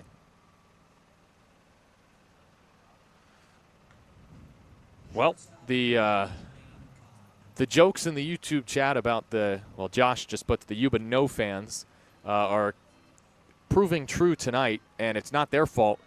The Highwheelers just haven't given them anything to cheer about. 7-0 Oakland. 1 out. Bases still loaded for Tremaine Cobb Jr. First pitch. Cobb takes a strike on the outer half. It's 0-1. Cobb, with the bases loaded this year, is hitting .125. He is 2 for 16. He's hitting .311 on the year. You'd think he'd regress to the mean at some point. As he takes high at 89, it's 1-1. Cobb today, a walk, a single, and a strikeout against Womble, who has now eclipsed 100 pitches. The 1-1 is next. Cobb takes way upstairs. Womble, he has not had it all night, and now he's just tired. That pitch was 81 miles an hour, and it was well above the zone. If it wasn't a fastball, which I don't think it was an uncompetitive pitch. As Cobb, high chopper past third, foul, 2-2. Thumped it off the infield dirt in front of the plate and sent it past Berkey, foul. Bases full of ballers, 7-0 lead with 1 out in the top of the 5th inning. The runners are Helmick, Tatum, and Leahy. Cobb went 4 for 6 yesterday. He has 5 hits in the series. 2-2 from Womble. Cobb takes ball 3 low, and there's nowhere to put Cobb. 90 below the zone, the fastball from Womble, who has already walked 6 batters tonight.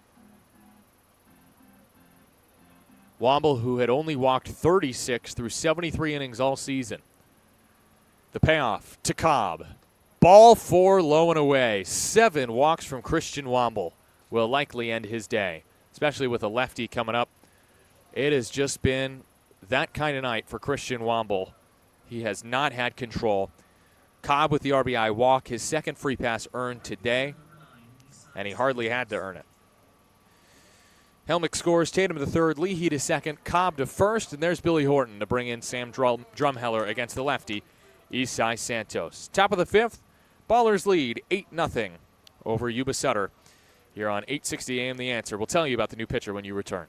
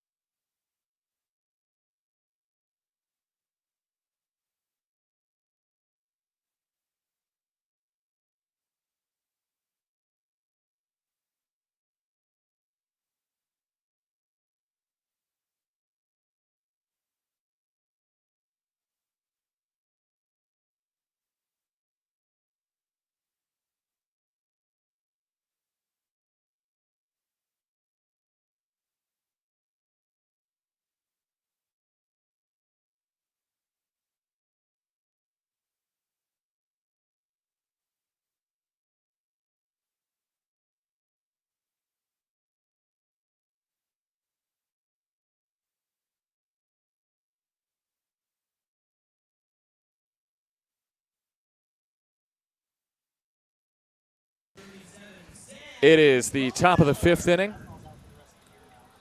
Oh, he is. I thought that might be the case. Top of the 5th inning, and Sam Drumheller is on for the Yuba Sutter High Wheelers. It's a 8-0 Oakland advantage here in the top of the 5th. They led 8-0, right? No, they led 9-1 in yesterday's ballgame, so a lot of 8-run leads in this series for Oakland. Womble is replaced by Drumheller here in the top of the 5th with the bases full of ballers and 1 out. Drumheller is making his 30th appearance of the year. He's got a 6.61 ERA, 0-4 record, 31 1/3 innings, 15 walks, 26 strikeouts. Drumheller has not allowed an earned run in 15 of his last 16 appearances. The exception was a loss last Wednesday against Glacier. Tuesday against Oakland pitched a scoreless inning, and here he's on cleanup duty to try to get out of a bases-loaded jam. Drumheller, the lefty, 24 years old from FAU, Tampa, Florida native, will face Isai Santos, who, with the bases loaded, already has a grand slam this season. It was here in Marysville. He's 5 for 10 with the bases loaded, and he hits with the bases full of Oakland ballers, Tatum, Leahy, and Cobb, after Cobb drew a walk with a 3-2 count to bring home a run. Womble, 4 1/3, 8 hits, 8 earned runs, 7 walks, 5 Ks. He leaves them loaded. For Drumheller, his first to Santos is a strike on the outside corner. It's 0-1. Drumheller has allowed just 1 measly home run against Oakland this year. That was Danny Harris. Came in a big spot in Oakland. 0-1. Santos takes outside at 79. Breaking ball misses. It's 1-1. Drumheller 0-1 record against Oakland in 7 appearances, 7 1/3 innings, but only 4 runs, none of them earned, and 7 Ks. 1-1 to Isai. Santos swings and fouls it off at the plate, catches Campagna. It's 1-2. This inning has gone fly out, single, walk, walk, single, walk. Womble has had 2 innings, or had 2 innings tonight, in which he walked 3 batters. 7 total walks for Womble has to be a season high, as he had only walked 30 previously. Santos, again, 5 hits and 10 at-bats with the bases loaded this year. Behind in the count, 1-2. Drumheller throws the breaking ball outside, and Santos lays off. It's 2-2. Santos today 0 for 2 with a walk, trying to push his extra base hit streak to 4. 2 doubles in this series. Homered on Sunday. 2-2 from Drumheller. Santos takes, wow, ball 3. How did that miss? It's low. It is a confirmed ball, according to Diego to my right. It looked really good to me, but according to TrackMan, it was a full ball and a half below the plate. Maybe even 2 balls. It just missed low. Counts full. Drumheller delivers, and Santos skies it center field and shallow. Leday is out. This may get a run home, may not. The catch is made from the center fielder Pike, and no runs score on the play. Santos flies out. It's an unproductive out. The bases are still full. Davis Druick is next.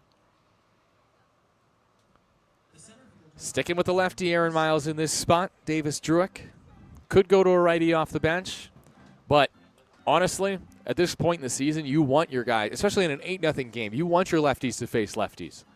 You want them to get used to this.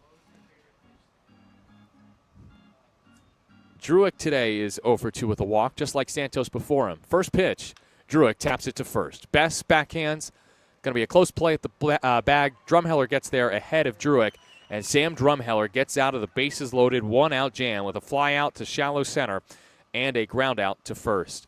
As Druick bounces out to first for the 2nd consecutive at-bat. Oakland gets 2 more in the inning, and they leave unloaded. They get just 1 hit in the frame to score those 2 runs, 3 walks, or two hits in the inning, I should say. An RBI single from Nick Leahy in the inning, and an RBI walk by Cobb allow the Ballers to score twice in the inning. The line is closed on Womble.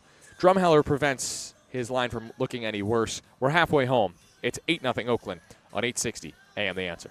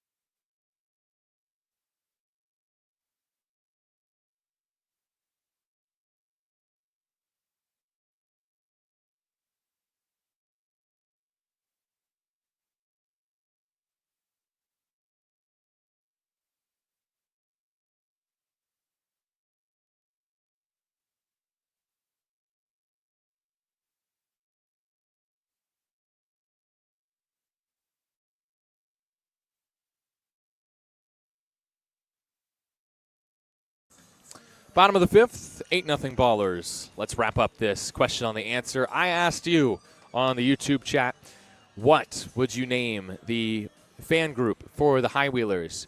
We finish off with the Chain Gang from the Doctor, the Training Wheels from Carl, the Pelotons from Home Plate Drums. Keep scrolling. People seem to like the Training Wheels. I think that's not, they wouldn't actually call themselves that. That's my one problem with it. The Stationary Wheelers, says Paul. The Hi-Hats, say that says Aaron. They can wear Axel's top hat. I like the Hi-Hats. That's fun. That's fun. And any more good ones that I can read on air? I think that's it. Broken bat, ground ball, foul from Berkey to start the bottom of the fifth inning as Milliken gets some splinters. Billy Horton wants to talk with the home plate umpire, Bill Shortridge, here, maybe just to make sure that the bat is picked up. Nice eye by Billy. I think that's it.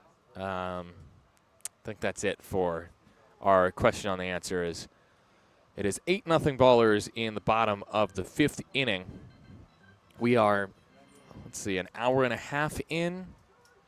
We're trending for a 3-hour game, but it has felt a lot slower than that. Berkey a double his first time against Milliken. 0-1 pitch with a new bat. This one a dark barrel. It's a strike on the outside half at 88. Fastball from Milliken, and it's 0-2. He has consistently found that outside corner. He's gotten the calls from Bill Shortridge. Milliken hasn't even given him a chance to squeeze him. 0-2, that's low at the bottom of the zone. Strike three called. 91-mile-an-hour fastball dots the base of the zone from Milliken, who's up to 4 Ks, 3 of them through the last 2 innings. That is just a perfect pitch. You look at TrackMan, or at least I'm looking at it, 91, and that's on the edge of the zone at the very base of the strike zone, according to TrackMan.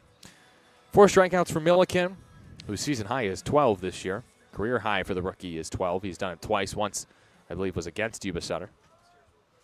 Let me double-check that. No, actually, I'm incorrect. Boise and Colorado Springs as Campagna takes high and tight. It's 1-0. The High Wheelers catcher today is 0-1 with a ground out to third. He bats with 1 out and the base is empty. It's 8-0 Oakland here in the bottom of the fifth. 1-0 toss. Campagna takes low. 2-0. Fastball south, just below the knees. Campagna played in the West Coast Conference for San Francisco, the University of San Francisco, from 2022 to 2024. And he bounces the 3-0 into the Oakland dugout on 1 hop, third base side. It's 2-1. Campagna was a decent hitter there. Actually led San Francisco with 8 homers in 2024 and caught 16 runners stealing. 2-1, grounded foul of third, 2-2. Okay, 8 homers is not bad for some colleges. Who knows? USF might have a really big ball yard. It does, according to Tariq Ansari, who is the public address announcer for the Ballers and the High Wheelers. That's why we call him Tariq the Trader. And he says he has not hit any homers there. We love Tariq, though. He's a baller at heart, but he's also a high wheeler at heart. Campagna strokes one to left center field, pretty deep. Drew out in the gap, camped underneath, and backpedals to make the catch in the end for out number 2. Brings up Tyler Young. The shortstop, number 24, Tyler Young. Tyler Young batting with 2 outs and the base is empty in the bottom of the fifth. 8-0 Oakland over Yuba Sutter. I'm Nevada Cullen. Chris Dorr back at our 860 AM The Answer studios. Tyler Young hit by a pitch left shoulder last time for Milliken. 88-mile-an-hour fastball and breaks the bat here. Little floater to second. And Leahy makes a knee-high catch for out number 3. It's a 1-2-3 inning for Milliken, who has retired 7 straight High Wheelers. As we go to the 6th, it's 8-0 Oakland on 860 AM The Answer.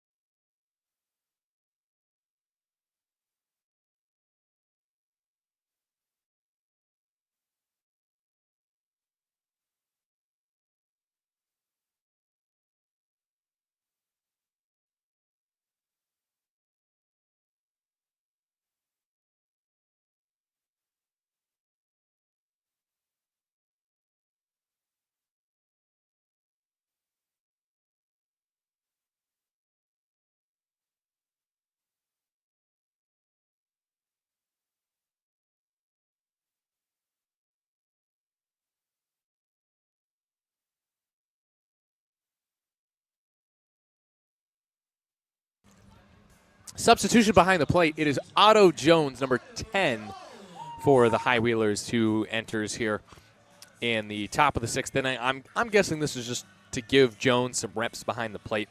Companion's the everyday catcher. Cuba Best can catch as well.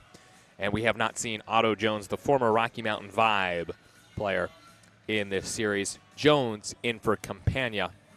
Campagna, who flew out to center field for the second out of the bottom of the 5th inning.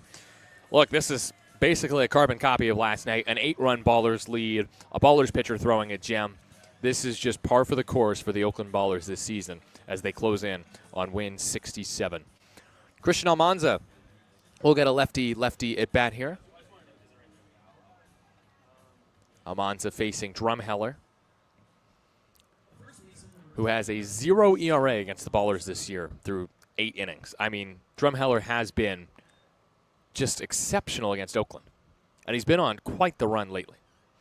His first pitch to Almanza is low for ball 1. 89-mile-an-hour fastball south. Drumheller, in his last 16 appearances, 15 he has not allowed an earned run. Almanza cranks it to left field the other way. Hex going back. He has it at the track. He makes the catch for out number 1. Good swing from Almanza, but couldn't get the barrel really on it. Just 90 off the bat.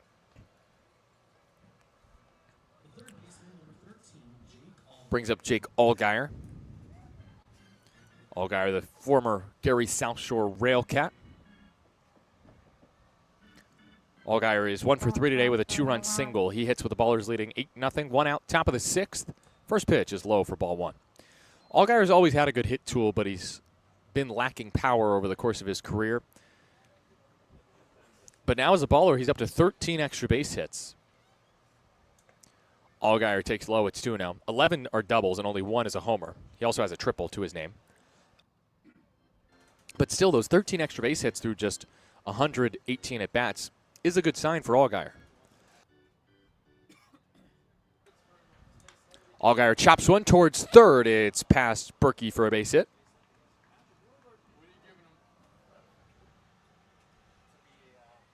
And it brings up Cam Buford. Yeah, he's giving him a hit. He said 1B. So Allgaier singles through the left side. It's a 2-hit game for Jake. He's on a 7-game hit streak. Now 5 of those games have been multi-hit games for Allgaier. And here is Cam Buford. 1 for 3 in the game. Buford takes a strike on the outside half. Nice pitch there from Drumheller, the splitter on the corner. Buford a single his last time up. 0-1 pitch is too tight. Also too high. It's 1-1. Buford this season has been excellent against Yuba Sutter, batting .480 with 11 RBI and 11 extra base hits. 1-1. Buford takes in just a hair inside. And oh, man. It's confirmed a ball, and Yuba Sutter's out of challenges. Wow. I mean, that is... Look, if that was called a strike by Bill Shortridge, I wouldn't have blinked an eye. That's how close that was to the inside corner. And it's 2-1 on Cam. Next from Drumheller, Buford takes ball 3 low. 3-1, hitter's count for Cam Buford. Buford on a 4-game hit streak, hit safely in 25 of his last 28, but he walks here 90 high and away. So that's very much a wasted challenge by the High Wheelers. As Drumheller, after retiring 3 straight ballers to start his night, has allowed a single and a walk, and now has to face Lou Helmick, who in this series is 6 for 7 with 5 RBI. Helmick, RBI single, base hit, walk tonight. So has reached in all 3 plate appearances. First pitch, Lou takes ball 1 outside.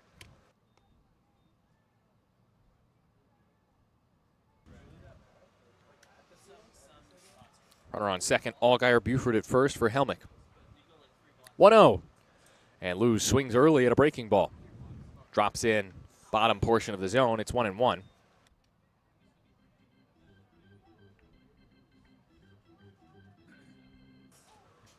One is next from Drumheller, the lefty. And Helmick swats one foul off to the left, out of play. Berkey's chasing it, but he has no play on this one. As on 2 hops, it looks like the catch is made by a young fan wearing a black shirt. There's no real berm here in Marysville. There is concrete stairs where the children can sit. That's one thing I'd love to see added here is a berm for the kids. Helmick takes ball 2 just off the plate. At 89, it's 2-2. Ubesutter, no challenges left, but that was well off.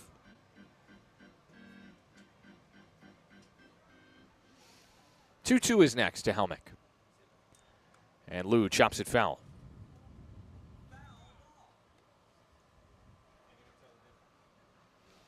Helmick against Ubesutter has really had success this season. 400 hitter against the High Wheelers.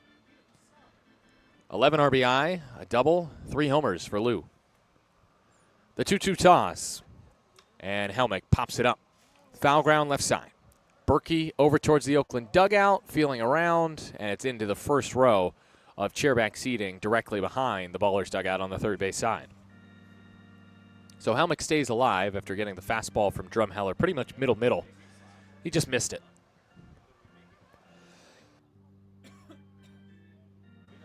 2-2 count still. Drumheller set at the belt. Kicks, fires, Helmick lifts it foul off to the left again. Watch out, kids, there's another. Who's going to grab it? On 1 hop, maybe? Nope. It's batted down.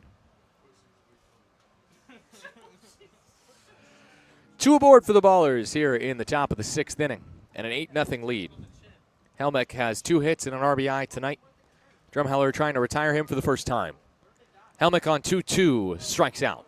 Good breaking ball, and Helmick is retired for the first time tonight. It's only the 2nd time he's been retired this series. But next is Dylan Tatum.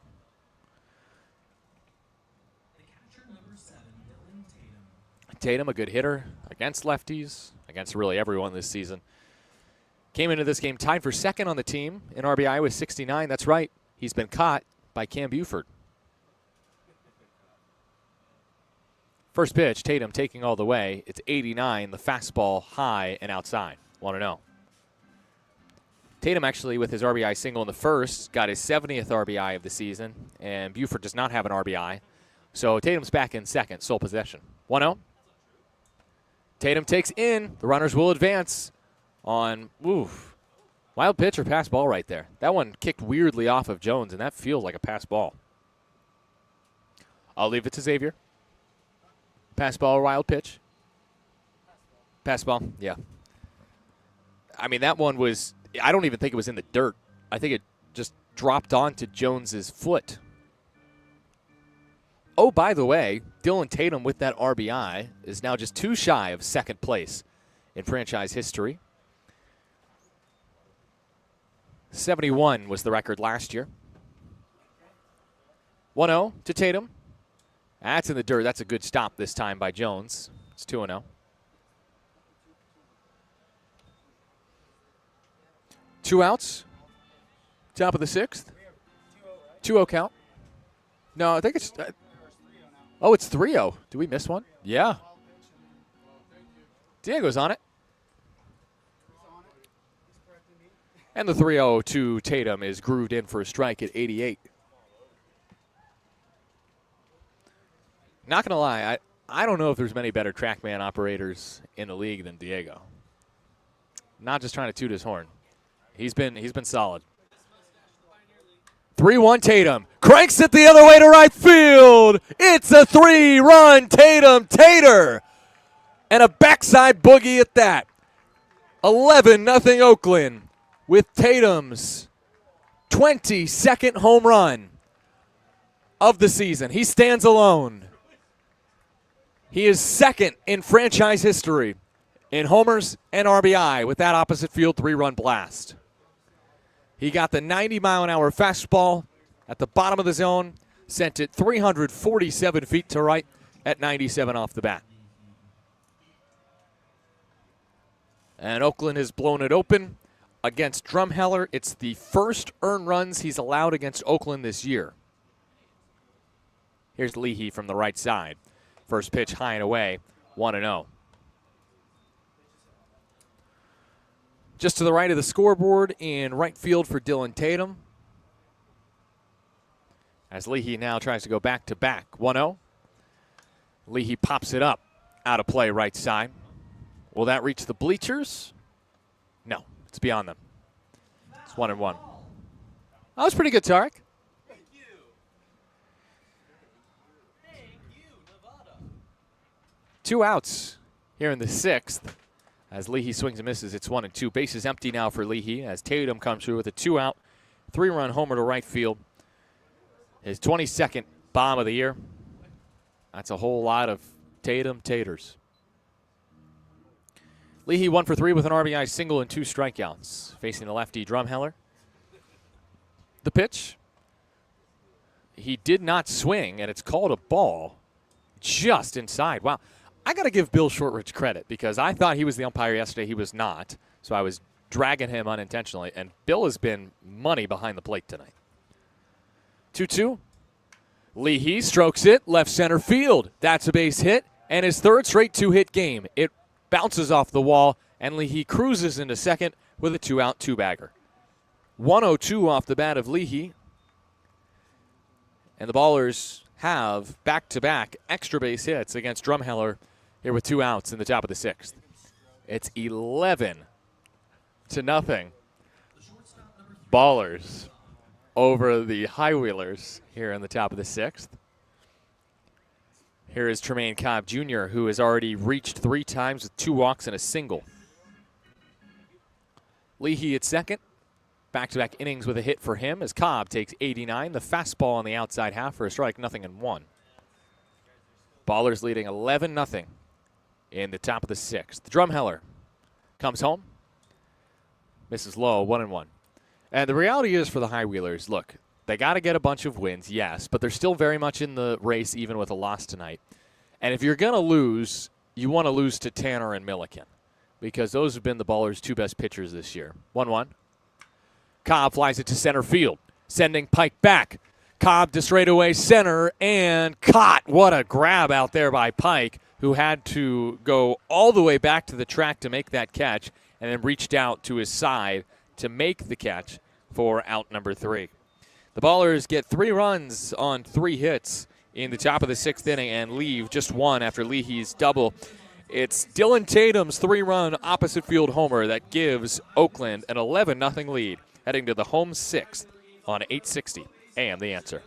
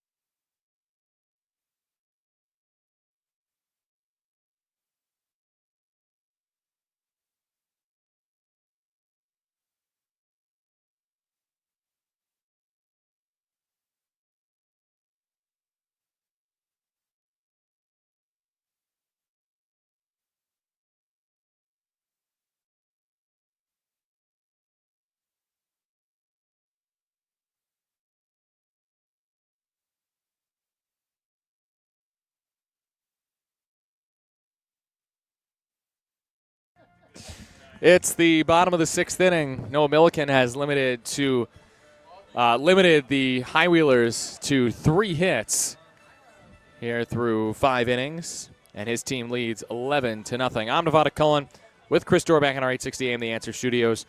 Dylan Tatum with the 3-run homer in the top of this inning. Plenty of run support for Milliken tonight, who I'm going to guess that this 6th inning will be his last with Milliken's pitch count at 73. 73, you say? Okay, We'll see. It is time for scores. Here in the bottom of the 6th inning. And boy, do we have some doozies. Oh, man, we have some high-scoring games from around the Pioneer League tonight. Here's Randy Flores pinch hitting. He takes ball 1. And that, I guess, missed. Near the top of the zone. Looked like a strike. Was a strike. 1-0, though. Next to Flores is outside, 2-0. Dang. It is a new batter in the place of River Orsak. It's Randy Flores. 2-0. Flores fouls it back. It's 1-2. So unfortunately, River Orsak has the rest of the night off. But maybe he can go hang out with his fiance and their bachelorette party. It's an 11-0 game here, after all, in the bottom of the 6th inning. Flores leading off the frame, the pinch hitter. Next to him is outside. It's 3-1. Randy Flores in for Orsak, who was 1 for 2 with a single. Flores last played Sunday and had a 3-hit game. Left-handed hitter takes ball 4 outside, way off the plate. That one badly missed from Milliken. It's just his second walk. It's I believe, a 5-pitch walk, and it brings up Cooper Hext with a runner on first and nobody out here in the bottom of the 6th inning. So Cooper Hext will bat, ground to a double play and a walk today. All right, let's talk about these scores around the Pioneer League. First of all, there's good news for Yuba Sutter, because one way or another, they're still going to be at least a game and a half back of a playoff spot going into tomorrow. As the first pitch is swung on and missed by Hex, 0-1. Good changeup for Milliken. Because the Billings Mustangs tonight beat the Ogden Raptors 2-1. Ogden really struggling after losing Chris Sargent. It's a walk-off win for Billings. My boy, Patrick Mills, singles to the left side for Billings to win it in the 9th. Mills, the former Battle Creek Battlejack in 2022. That's how I know him. Runner goes, pitch outside for his strike. Throw from Tatum is in plenty of time.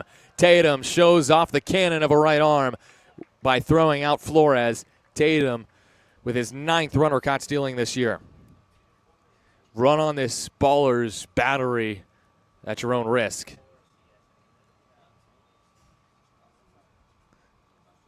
One away, Cooper Hext in an 0-2 count after that pitch was a strike from Milliken. That was a ball from Milliken, called a strike. It's 0-2. And the next pitch is a ball called a ball. It's 1-2. So a good game tonight. Cole Stasio for Ogden. 7 innings of 1-run ball, 14 strikeouts. But his team did not win. Justin Fuson went 7 innings of 1 unearned run. Swing and a miss. Strike 3. Hext. K's. Milliken throws him the breaking ball. Pasted over the outside corner and picks up his 5th strikeout. 2 away. So now, I told you there were some doozies in the Pioneer League. What am I talking about? Well, Colorado Springs was up 14-0 on the Vibes. It's now 17-6 Sky Sox over Rocky Mountain in the top of the 5th inning from Colorado Springs. We also have a game that is 6-5 in the bottom of the 9th. Leday is swinging a miss at a pitch in the dirt. It's 0-1. That's Glacier over Great Falls. And the tying run is aboard for Great Falls in the bottom of the 9th with nobody out.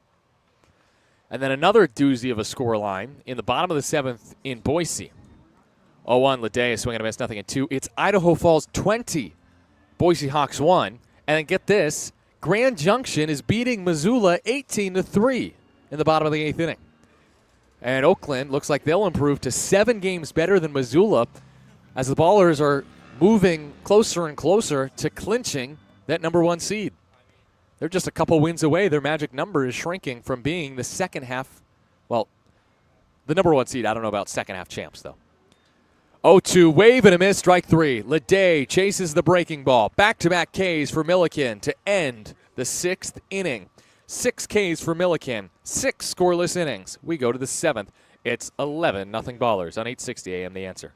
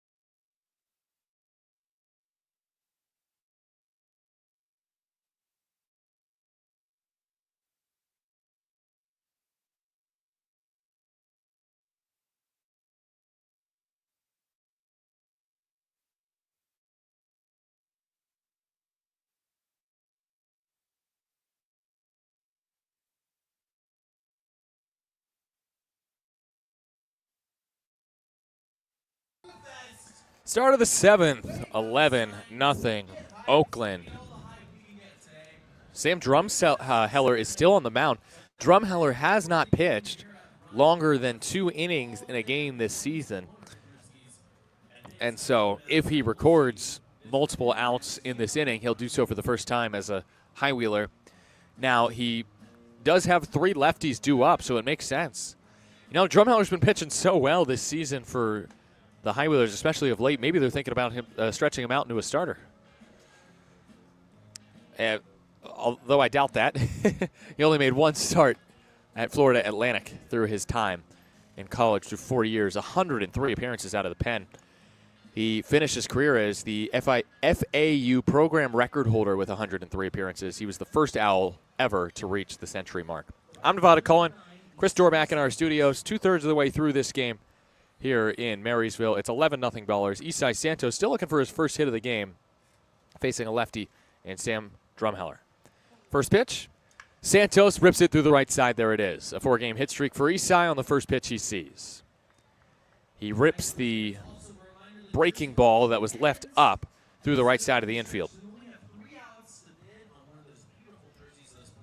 That is Oakland's 12th hit of the game. After they got 19 hits last night, 14 hits in game 1, this Oakland offense has now gotten double-digit hits in 1, 2, 3 straight games. 4 straight games as Druick takes a strike. 4 straight games for the Oakland offense with double-digit hits. 3 out of the last 4 they've scored double-digit runs, held to 8 on Tuesday. As Druick fouls it off at the plate, and then on the backswing hits the ball into fair play, into fair territory. That was funny. Druick looking to push his hit streak to 7. He's 0 for 3 today, just like Santos behind him. They both also walked in their first plate appearance. On 0-2, Druick is nearly hit by the pitch. Little chin house music right there. That was loud. And high and tight to Druick, and it's 1-2. Again, Drumheller has only ever recorded 6 outs in a game this season. 1-2, Druick swings and misses. He strikes out on a breaking ball. That is Drumheller's 2nd K, and there's 1 out here in the top of the 7th inning.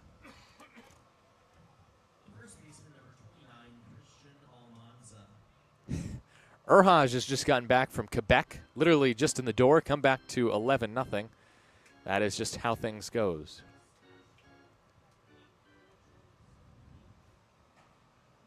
Almanza swats 1 foul off to the left, 0-1. Dan Silver late on question on the answer, chimes in with the High Wheeler fan club being the crooked numbers.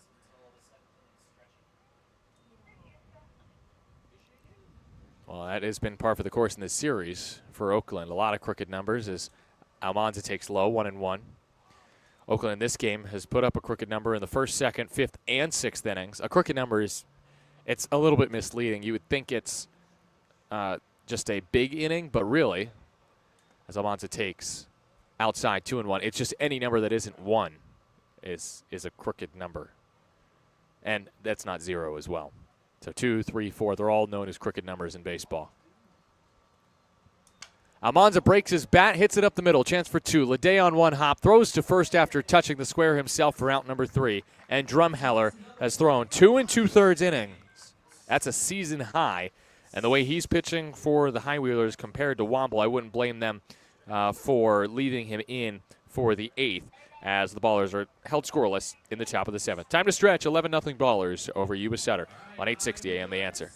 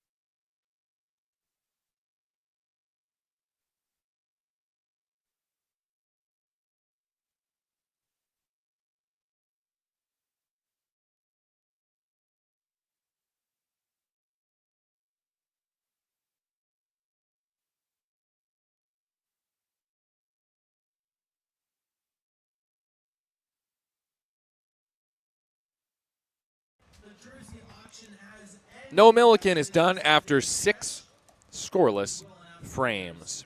Here in the bottom of the 7th, it is Caleb Franzen coming on for Oakland. First we've seen him in this series.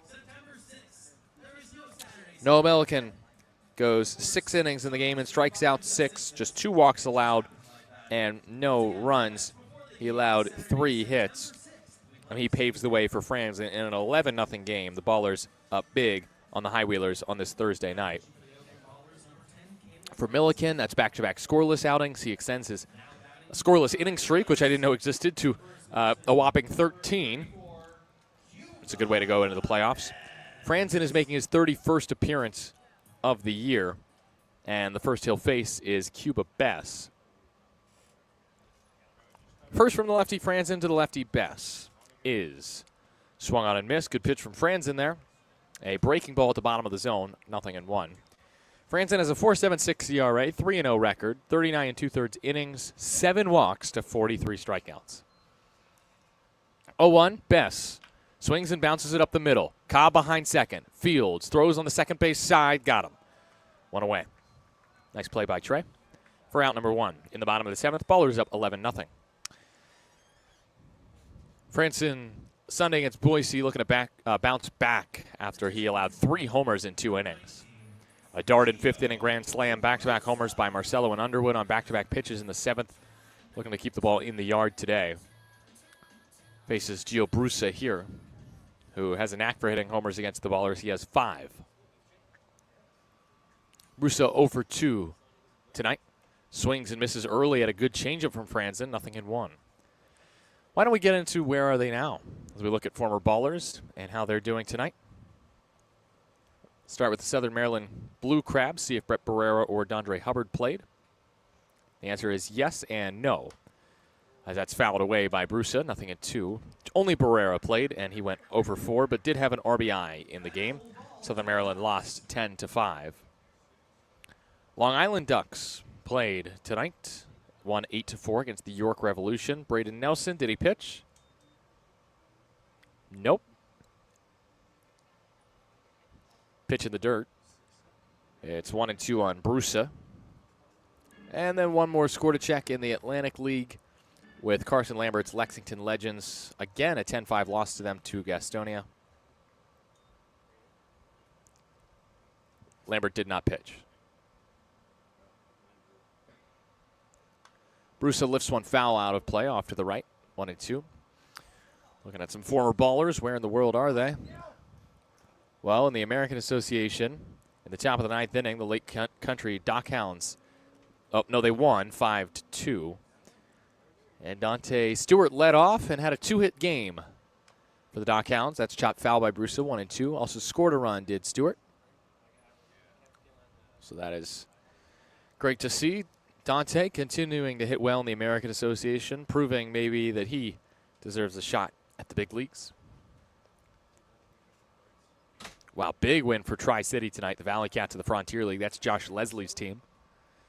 1-2, chopped on one big hop to third. Allgaier collects, fires high to Almanza at his eyeballs and makes the easy catch for out number 2.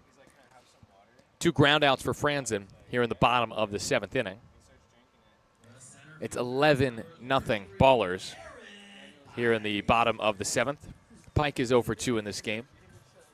Let's see about Tri-City tonight. Josh Leslie, only 1 for 6 in the game. He scored a run.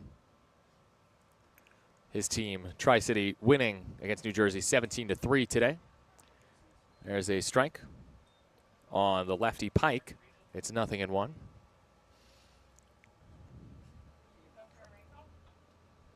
Birmingham Barons losing 10 innings today. That's Tyler Davis's team. Pike tried to check his swing. Could he? No, it's 0-2. Tyler Davis did pitch today, the former Baller, with 2 scoreless innings. Gave up just 1 hit, struck out 3, helped send the game to extras. 0-2 from Franzen. Swung on and missed, strike 3. Caleb Franzen pumps 93. Pump past Pike for out number 3. That's the 7th strikeout for Yuba Sutter tonight. The first for Caleb Franzen in relief of Noah Milliken. No runs No hits, no errors, none left. We go to the 8th. It's the Ballers, 11. And you Sutter, nothing. The Magic 8-ball, 8th inning when you return on 860 AM The Answer.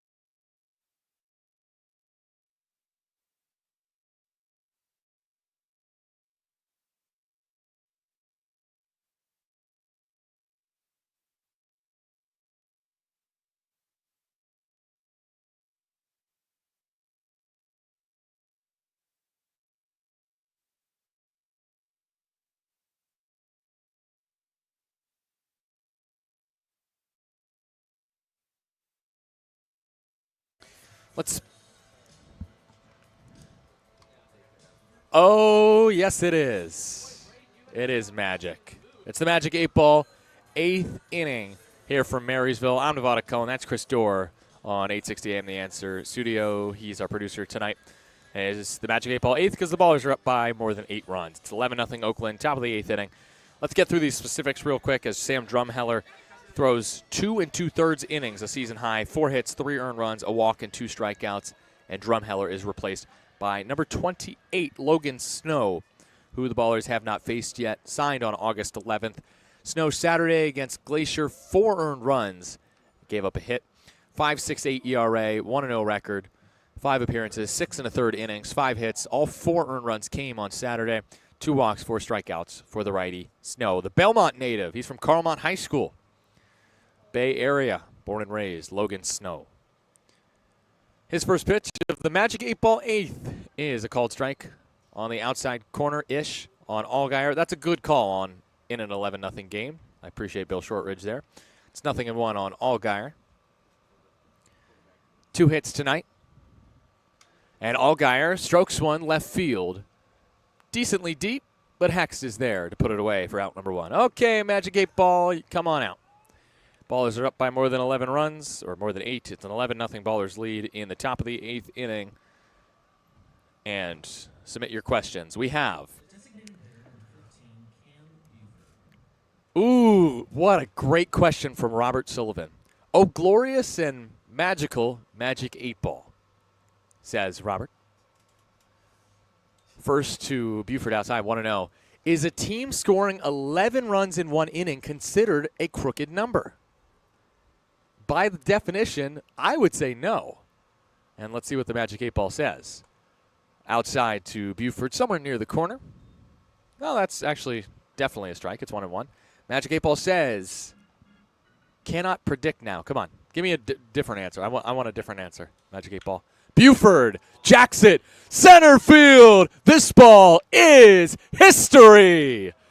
Cam Buford, a titanic solo blast to left center field. 428 feet later, Buford hits his 19th of the year. Cam Buford destroys a baseball, 108 off the bat, a whopping 428 feet to left center. Gone from the word go. 25-degree launch angle. And here's Lou Helmick. 12-0. Ballers by a dozen. First pitch, ripped back to the screen. It's 0-1. Cam Buford just has some huge power. Okay, maybe we can predict now, Magic 8-ball. 11 runs in an inning, is that a crooked number? Concentrate and ask again. I guess I have to be more specific. Helmick fouls one back to the screen, 0-2. Okay, Magic 8-ball. Any inning that's not a 0 or 1 run inning in baseball is generally considered a crooked inning. Is 11, by the definition of the rule, a crooked inning? Helmick fouls one off on 0-2, And the Magic 8 Ball says. The Magic 8 Ball says. Reply hazy. Try again. Is 11 runs in an inning a crooked inning? As I see it, yes. Okay, the Magic 8 Ball says it is a crooked inning. I think I'll mention the score and you know what I'll do actually? I'll 0-2 to Lou. Swung on and missed. Nice pitch right there. Little slider that stayed away from Snow. And Helmick strikes out, but we have our answer with 2 outs in the top of the 8th. Ballers up 12. Zip, 11 runs in an inning is considered by the Magic 8 Ball to be a crooked number. So there is your answer. Here's Dylan Tatum. 3-run shot to right his last time. He's reached in all 4 plate appearances tonight. And the first pitch to the righty is called a strike on the low outside corner. 0-1. Okay, what about more questions for the Magic 8 Ball? 0-1 is a strike on the outside corner. 0-2.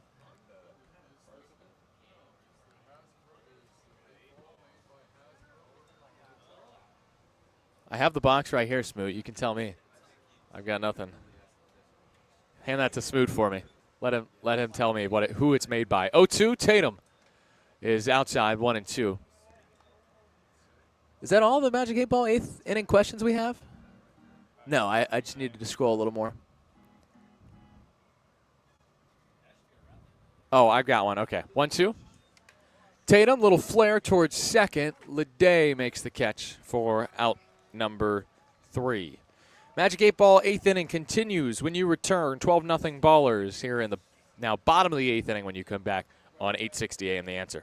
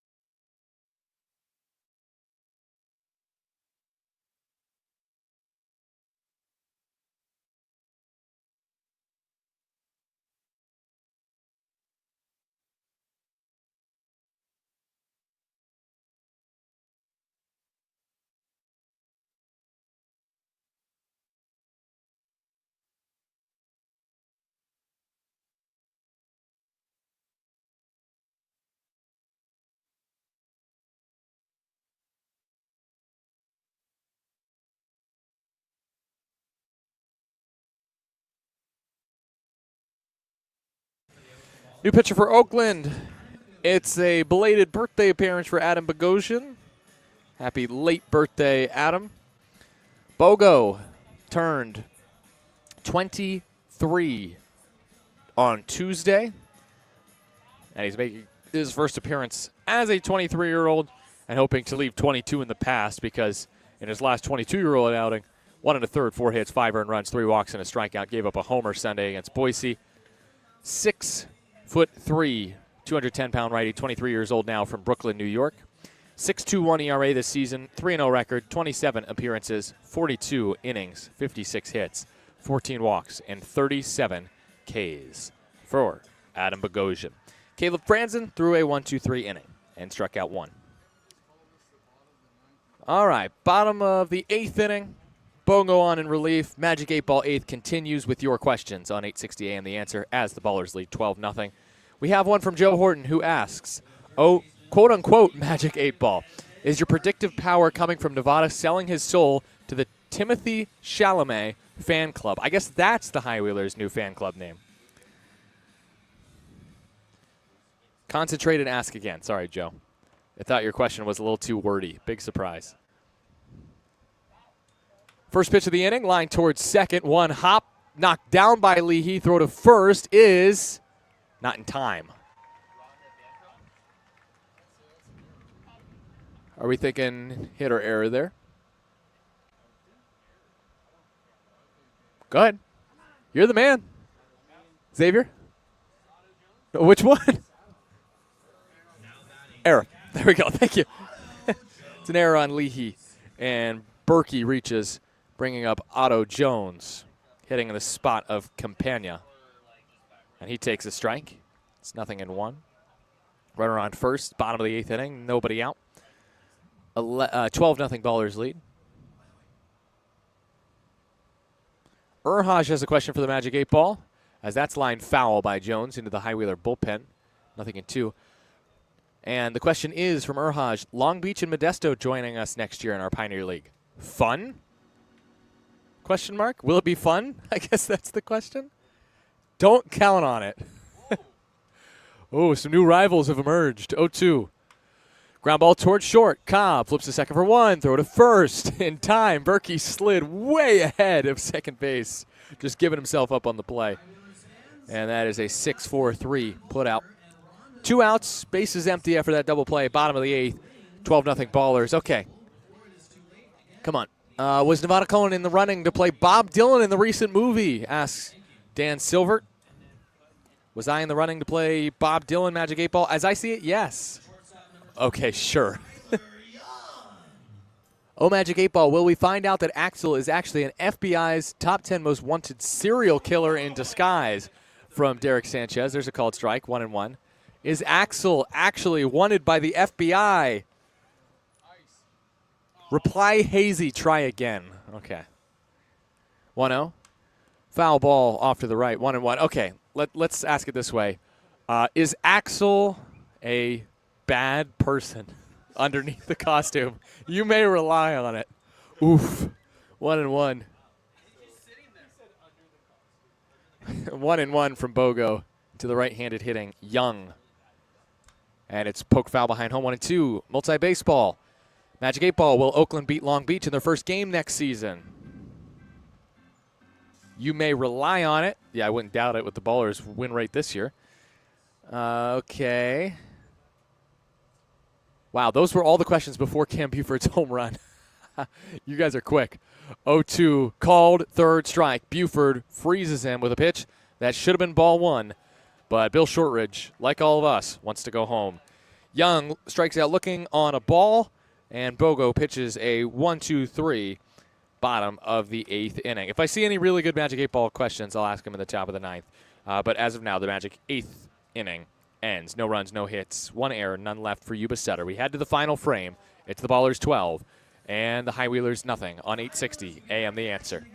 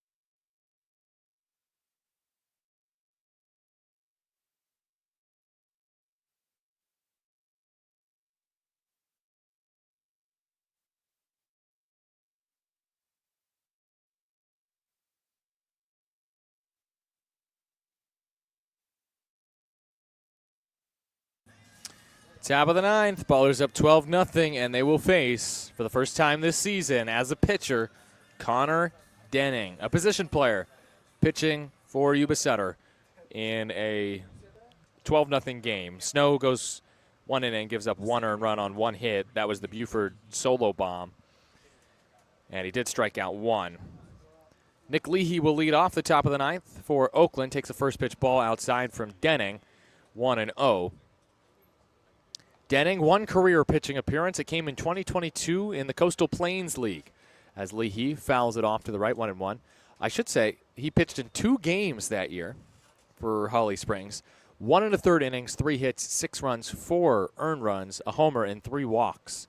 Balked twice as Leahy singles into right field. And Nick Leahy has a 3-hit ball game. Good to see for Leahy. Yes, that one's against a pitcher, but it is his 4th 3-hit game of the season as Tremaine Cobb Jr. will hit.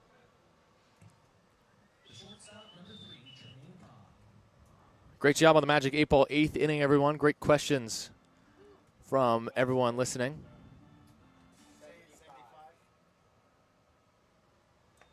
Pitch outside to Cobb. It's 1-0. I'm gonna keep going with the Magic 8-ball here in the top of the 9th. I know I'm not supposed to because I see a few good ones. One by Dr. Dr. Davis. I don't know. Pitch inside. No, not you, Tarek the Trader. Pitch inside to Cobb. It's 2-0. The doctor asks, Magic 8-ball, will Pioneer League get a deal with ESPN Plus this season, next season? Cobb takes high and tight. It's 3-0. As I see it, yes. Bye-bye, Flow Sports. ESPN Plus, here we come. Yes, Tarek, go ahead. Oh, that's not a yes or no question. 3-0 is a strike to Cobb. Will the 49ers have more than how many wins this year? More than 10 wins this year, Tarek asks. Cobb swings and misses. It's 3-2. It is certain. Enjoy your 11-win season.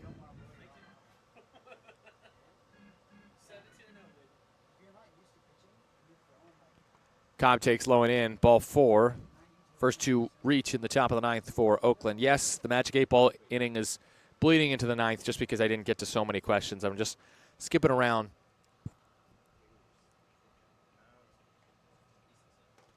Ooh, okay. Dan Silver wants to know if the High Wheelers rebrand to a different team name next year since the High Wheelers is Davis related, ?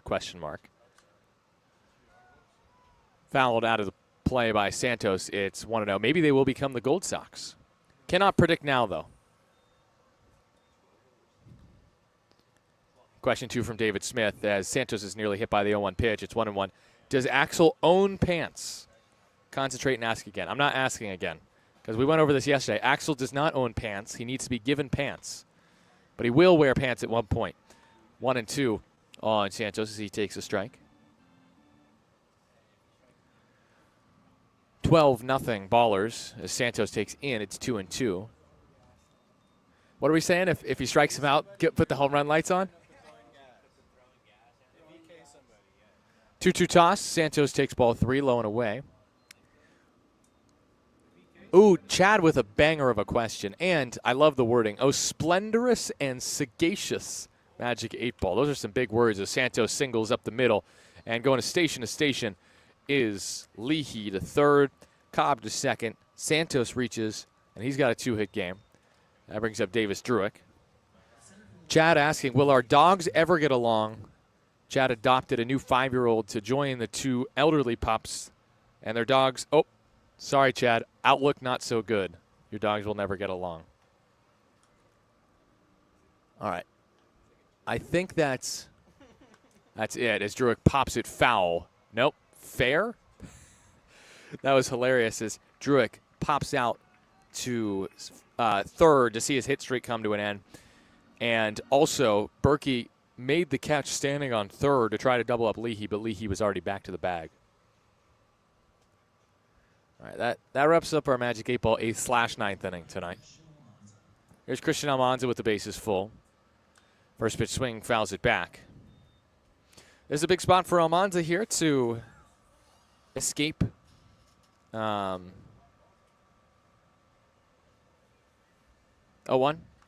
Almanza 0-2. This is a chance for Almanza, who has a 2-run homer today. He's up to 99 RBI. This is a chance to get to 100 as an Oakland baller this season. 99 RBI on the year with his 2-run homer in the second. No hits other than that today. He's 1 for 5.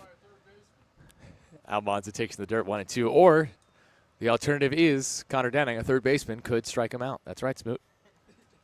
We love Smoot up here in the press box here in Marysville. He's the scoreboard operator for the High Wheelers.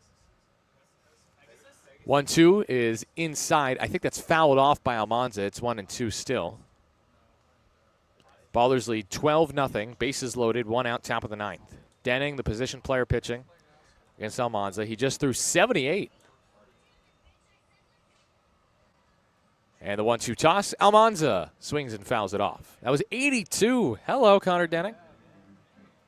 Dialing it up. Almanza with the bases loaded entering this game, 5 for 12. And he struck out with the bases loaded in the first inning, so he's 5 for 13. On 1-2, Almanza hits it through the right side, base hit. 1 run will score. Leahy touches home. There's a perfect 100th RBI of the year for Christian Almanza. He is the first baller in franchise history to reach the century mark, and he does it in a meaningless at-bat in the top of the ninth against the third baseman pitching.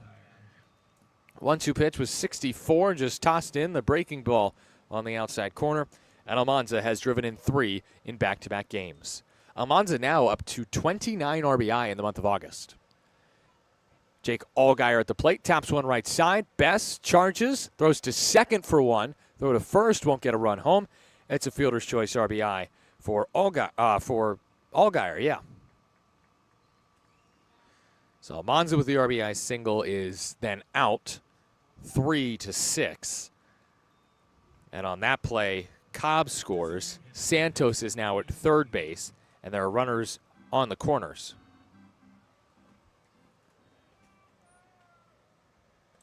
Cam Buford takes outside for a ball. Otto Jones freaked out for a sec because he dropped it, but there's no way Santos is taking home even on a wild pitch here. With 2 outs in the top of the ninth, and Oakland up 14-0 on Yuba Sutter. Pitch outside to Buford. It's 2-0. Cam, 2 hits in the game. 10th multi-hit game in August as he hits this one softly towards Leday, picks it, throws to first in time for out number 3. That's all for the Oakland offense today. They'll finish up with 14 runs on 16 hits as they score a pair in the top of the ninth to take a 14-0 lead. It's Oakland by 2 touchdowns heading to the home 9th inning. And it looks like Sully wants to get some work here on 860 AM The Answer.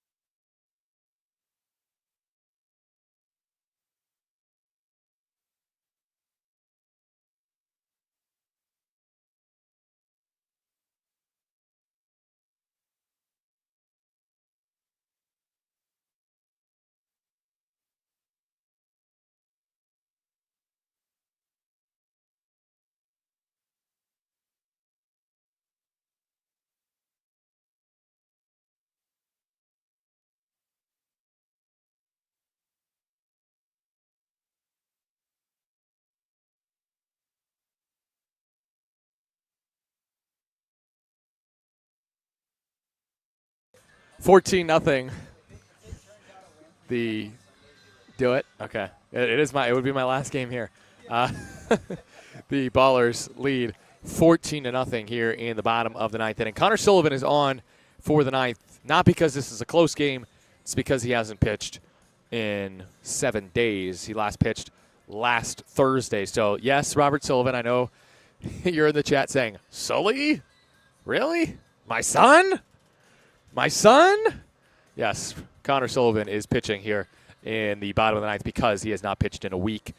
He got the win last Thursday against Boise despite blowing the save. An inning pitched, 1 hit, an earned run, 2 walks, and a strikeout. Sully has gone, he's pitched 37 2/3 innings in 37 appearances. That's the most on the team. 4.78 ERA, 2-1 record with 16 saves, tied for the league lead with Reese Miller of the Grand Junction Jackalopes. 15 walks to 40 strikeouts for Connor Sullivan. The 24-year-old from Martinez, California, will pitch a meaningless bottom of the ninth just to get some work in. Bogo throws a scoreless 8th, an inning, no hits, no errors, no walks, 1 error actually.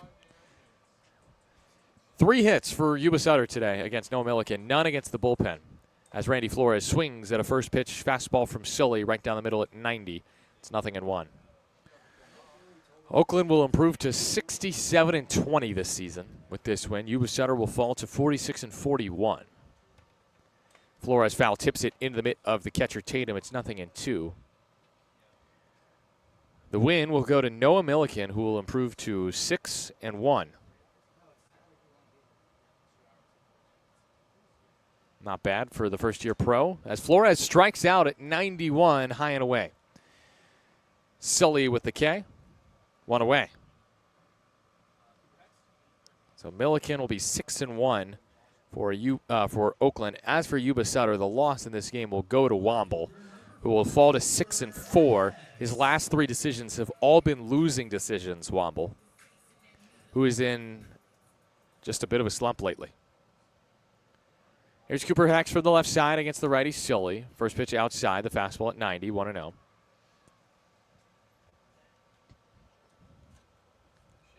Oakland today, 14 runs on 16 hits, 1 error. Ground ball back to Sully, slowly hit. He picks it up with 2 hands, underhand flip to first for out number 2. Absolutely, you may. Here's my green pen, since that's my home run pen. Only 3 home runs in this game, actually, all for Oakland in this game. So 1-3 ground out for Hext after Flores strikes out swinging. And there are 2 outs here in the bottom of the 9th. With the bases empty, Ballers up 14-0 on the High Wheelers. One of their biggest wins against their rival in the 2-year history of both franchises. Here's Leday. First pitch is high, ball 1. Fastball at 90 from Sully. Leday has 5 homers in his last 3 games. He is 1 for 3 tonight. 1-0. Leday takes a breaking ball in at 80. 2-0. Ballers, believe it or not, have not challenged tonight. Yuba Sutter has challenged 3 times. They've been incorrect all 3 times. It's a Bill Shortridge masterclass behind the dish. 2-0. Leday cuts and misses, going for the fences. 89-mile-an-hour fastball in from Sully, 2-1. Masterclass is a bit of an exaggeration because some pitches late in this game have been called strikes that were way off the plate. 2-1. Swung on a miss, 2-2, but I have appreciated it for the pace of play. We just might sneak in under 3 hours. The 2-2 from Sully to Leday. From the windup, Connor Sullivan comes home. Leday fights it off foul. Hard hit ball off to the right out of play. That might land in Ellis Lake.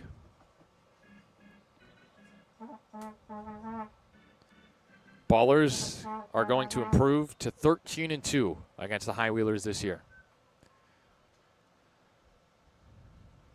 2-2 again. Sully. Ball drilled left field. Helmick back, shy of the track, makes the catch, and Leday comes up just shy of his 4th straight game with a home run. Oakland, 14. Yuba Sutter, nothing. It feels like the Raiders are back here in California with a 2-touchdown win for the Ballers. A big win as Noah Milliken has his 2nd straight shutout performance. Oakland hits 3 home runs. Christian Almanza, Cam Buford, and Dylan Tatum all go deep for Oakland in the win. Post-game show when you return here on 860 AM The Answer.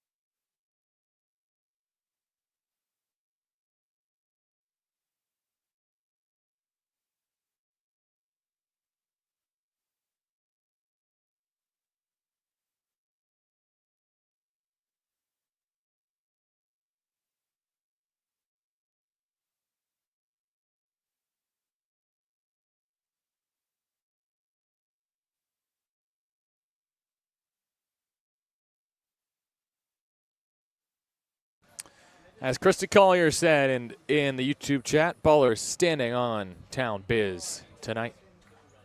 14-0. They beat the Yuba Sutter High Wheelers. Your final line score in this ball game: 14 runs on 16 hits, 1 error for Oakland.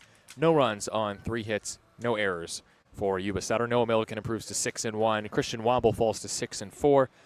And this game on Thursday, August 28th, 90 degrees and sunny at first pitch, started at 7:08 p.m. Pack time, wrapped up at 9:47 for a total time of 2 hours and 39 minutes. Yuba Sutter falls to 46-41 with the loss. They're still just a game and a half out of a playoff spot because Ogden keeps losing. Oakland improves to 67-20 and are just 3 wins away from breaking the Pioneer League all-time modern era record of 69 wins. 70 is the number to get for Oakland. I'm Nevada Cullen alongside Chris Dorr. It'll be a quick post-game show for you after the Ballers win by a couple touchdowns on this Thursday night. Oh, thank you. I forgot you had that. And good night, Smoot. Thank you so much for you as well. Thank you for your entertainment, as always. Sleep well. Smoot says sleep well. He says good night, Oakland. Smoot is a Bay Area guy, so it's good to see him and get to hear his stories of baseball in the Bay. The Ballers in this game started in the first inning. They got 5 yesterday in the first. They get 4 today on 3 walks and a 2-run single by Jake Allgaier that started the scoring. Lou Helmick and Dylan Tatum with back-to-back RBI knocks made it 4-0 Ballers. Then in the second, Christian Almanza with a 2-run shot increased his season-high total and team-high, his franchise record total to 29 with that moonshot to right field. As for the 5th inning, that was when the Ballers scored 2 more runs on an RBI single by Nick Leahy and an RBI walk by Tremaine Cobb Jr. Oakland got 3 more in the 6th, a 3-run shot by Dylan Tatum. Then in the 8th, 1 more run for good measure. Cam Buford with a 428-foot bomb to left center. And then 2 more in the 9th to finish things off. Christian Almanza, an RBI single, is the first Baller in franchise history to reach the century mark in RBI. Back-to-back 3 RBI games for Christian. And Jake Allgaier brought the final run home. As for the High Wheelers offensively, they got hits in the first and second inning. They did not get a hit after the second inning. 2 singles in the first, a double in the second. Noah Milliken, 6 scoreless innings. Caleb Franzen, Adam Bogosian, and Connor Sullivan combined for 3 hitless frames in relief. And that was all she wrote here in Marysville. Ballers are 14-0 winners. Let's take a look at the scores before we wrap up the post-game show. Looks like that game in Colorado Springs never actually finished. It looks like it was paused due to weather. It's still 17-6 Sky Sox. Billings Mustangs walk off the Oakland Raptors, win 2-1. Chuckers hold on against the Hawks and win 23-7 in another football game. The Jackalopes stomped the Missoula Paddleheads 18-4. The Ballers are now 7 games up on the Pioneer League for that 1 seed. And Glacier holds on for a 6-5 win in Great Falls. As in the bottom of the 9th, the Voyagers even got the tying run to 3rd and the winning run to 2nd, but Glacier held on for the 6-5 win. That'll do it for us tonight. That'll do it for our broadcast here from Marysville, California. Our final score, Oakland 14, Yuba Sutter nothing, a final in 9 innings. Big thanks to those who helped make the broadcast possible, including Ballers co-founders Paul Friedman and Brian Carmel, Ballers assistant general manager Tyler Peterson, and then who else can I name? Let's see. Brennan Colthurst, Casey Pratt, Ben Verhoek, Mark Kahn, Isabella Haberman. You know what? I've never given I don't think I've given Tobin or Alex. Let's give Tobin and Alex some social media managers for the Ballers their due. We appreciate everything they do to help spread the word about the broadcast and the games and obviously the great content they put out. Yes, I think I'll do it for tonight in terms of my shout-outs. Also, big thanks to Chris Dorr back at our 860 AM The Answer Studios. Also, big thanks to you, the listener. We'll have more baseball coming up. Our coverage of Friday's Game 4 of the 6-game set will start at 7 p.m. pack time on 860 AM The Answer and on YouTube. We hope that you can join us. Again, our final score, it's Oakland 14, Yuba Sutter nothing. 2 touchdowns and an extra point tonight. Well, 2 extra points tonight for Oakland in their 67th win of the year. I'm Nevada Cullen saying so long, and thanks for listening to Oakland Baseball on 860 AM The Answer.